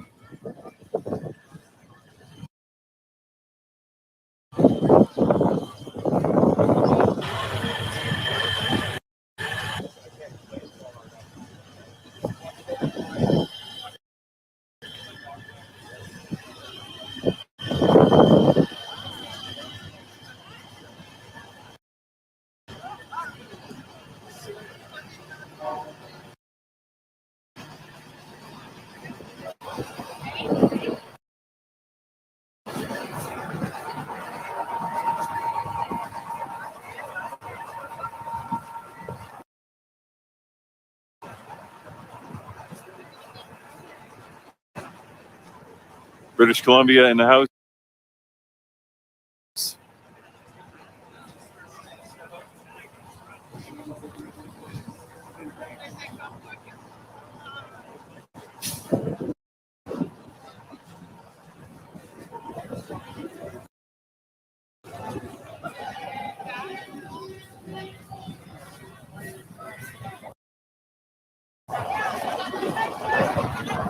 It'll get a bit loud here, so just so you're aware, we'll go down and check out the dance party at Rideau and Sussex, and then I'll head on over, and as usual, finish off the live stream at the United States of America's Embassy here in Ottawa, Canada. And I'll be right back after adding some data to show you guys what nighttime looks like here. Night number 16.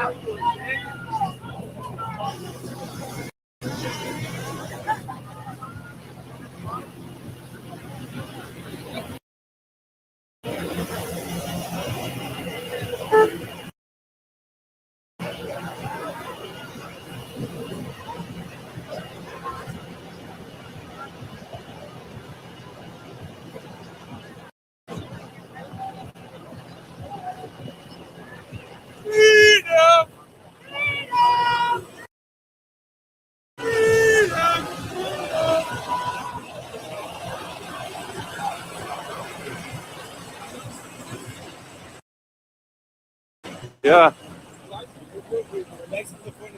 No problem. Mike Biker Canada. Mike Biker Canada. Okay, cool. Yeah, have a look. All right. Cheers, guys.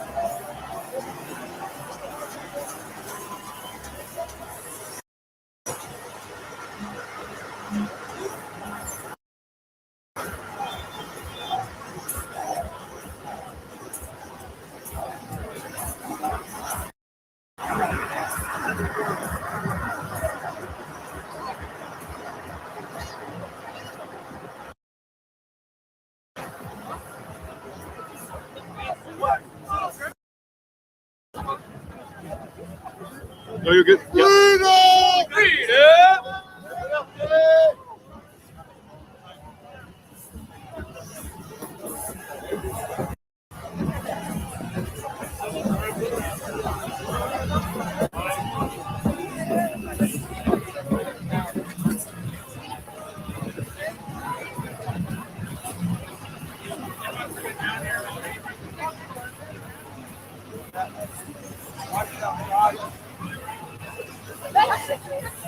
Popcorn!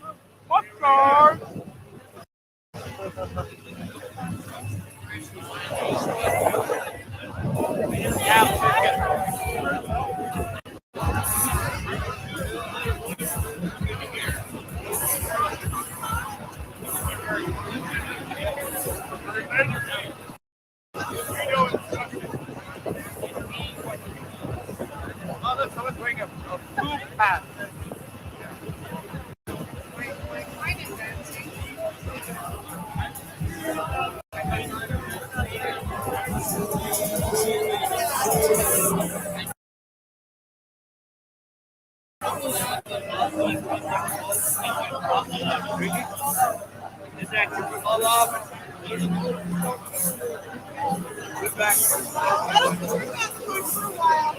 I got really close. So I'm gonna go get my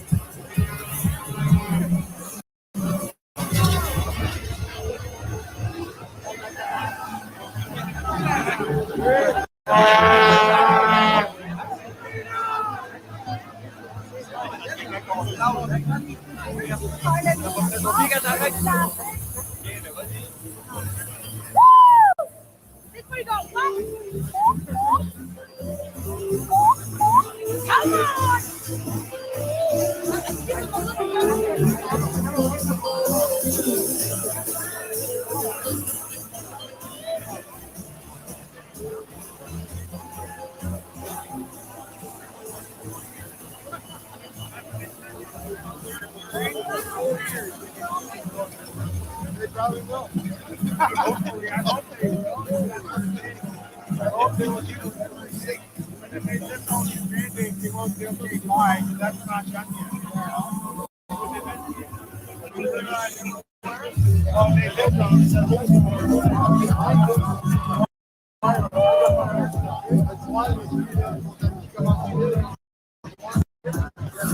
and right away, he's like, yo, go get vaccinated.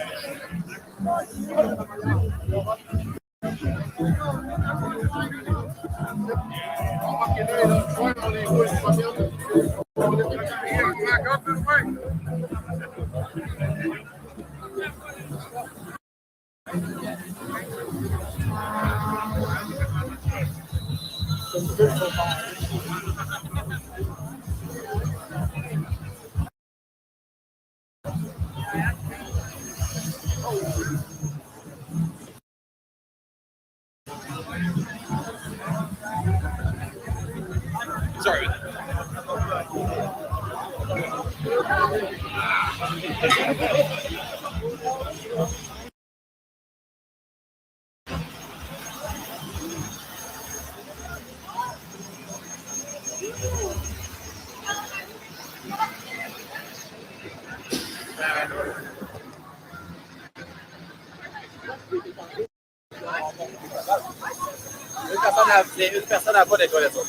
Guys, I apologize. The gimbal died.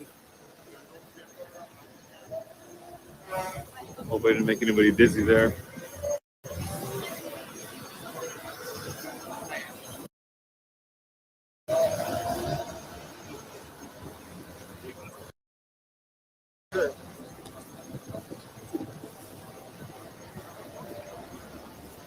Just take a moment.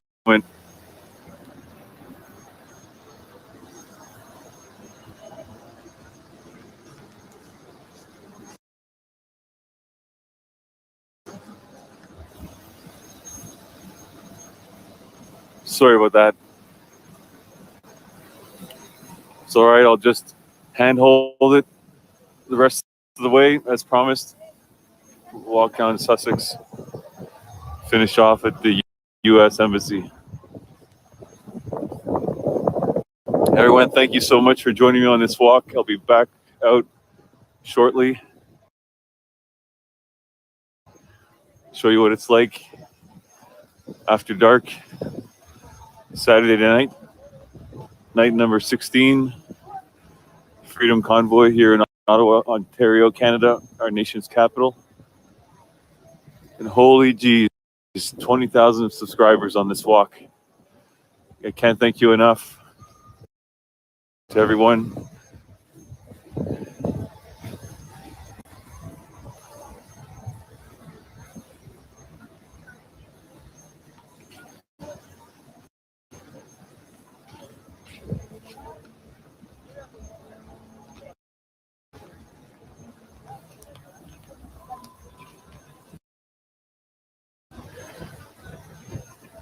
So this is what it looks like without the gimbal.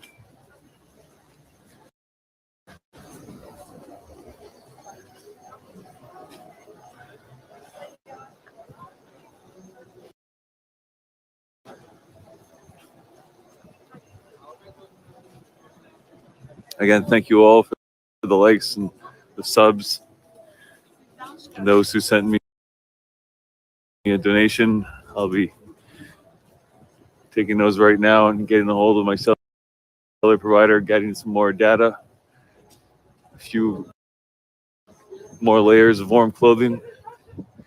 Temperatures dropped quite a bit here. I was out this morning, the streets were wet, just around 0 degrees. Right now the wind's picked up, and somebody in the chat mentioned minus 34, but I'm not sure about that. I'll have to check. But it will be a cold night. Hopefully y'all can join me.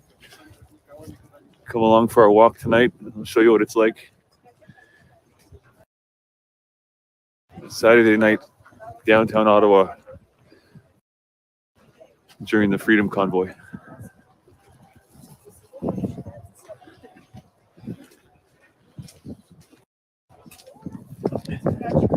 Just passing through the Byward Market. It's the iconic Ottawa sign. Lots of tourists like to take pictures there.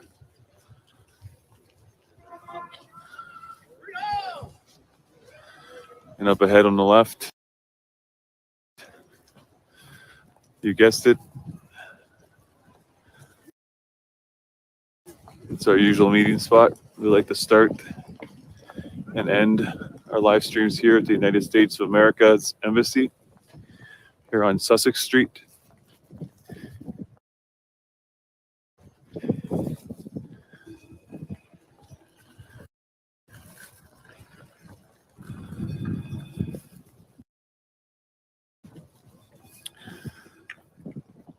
I'm going to start tonight's live stream off on the other side of this building, Mackenzie Street.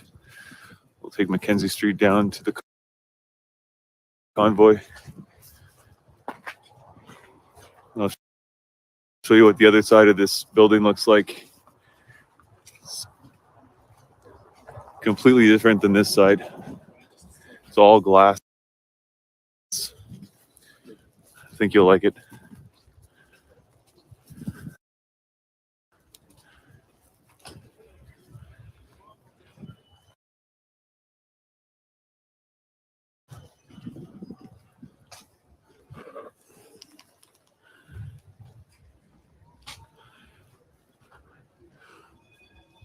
I'll walk you guys right up to the front door here of the embassy, and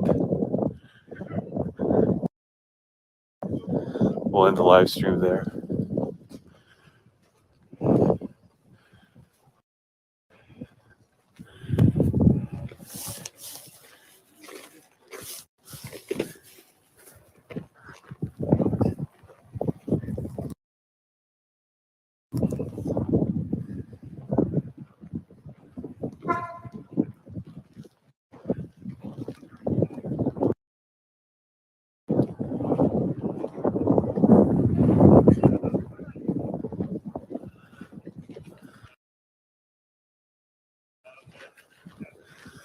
Again, thank you to everybody.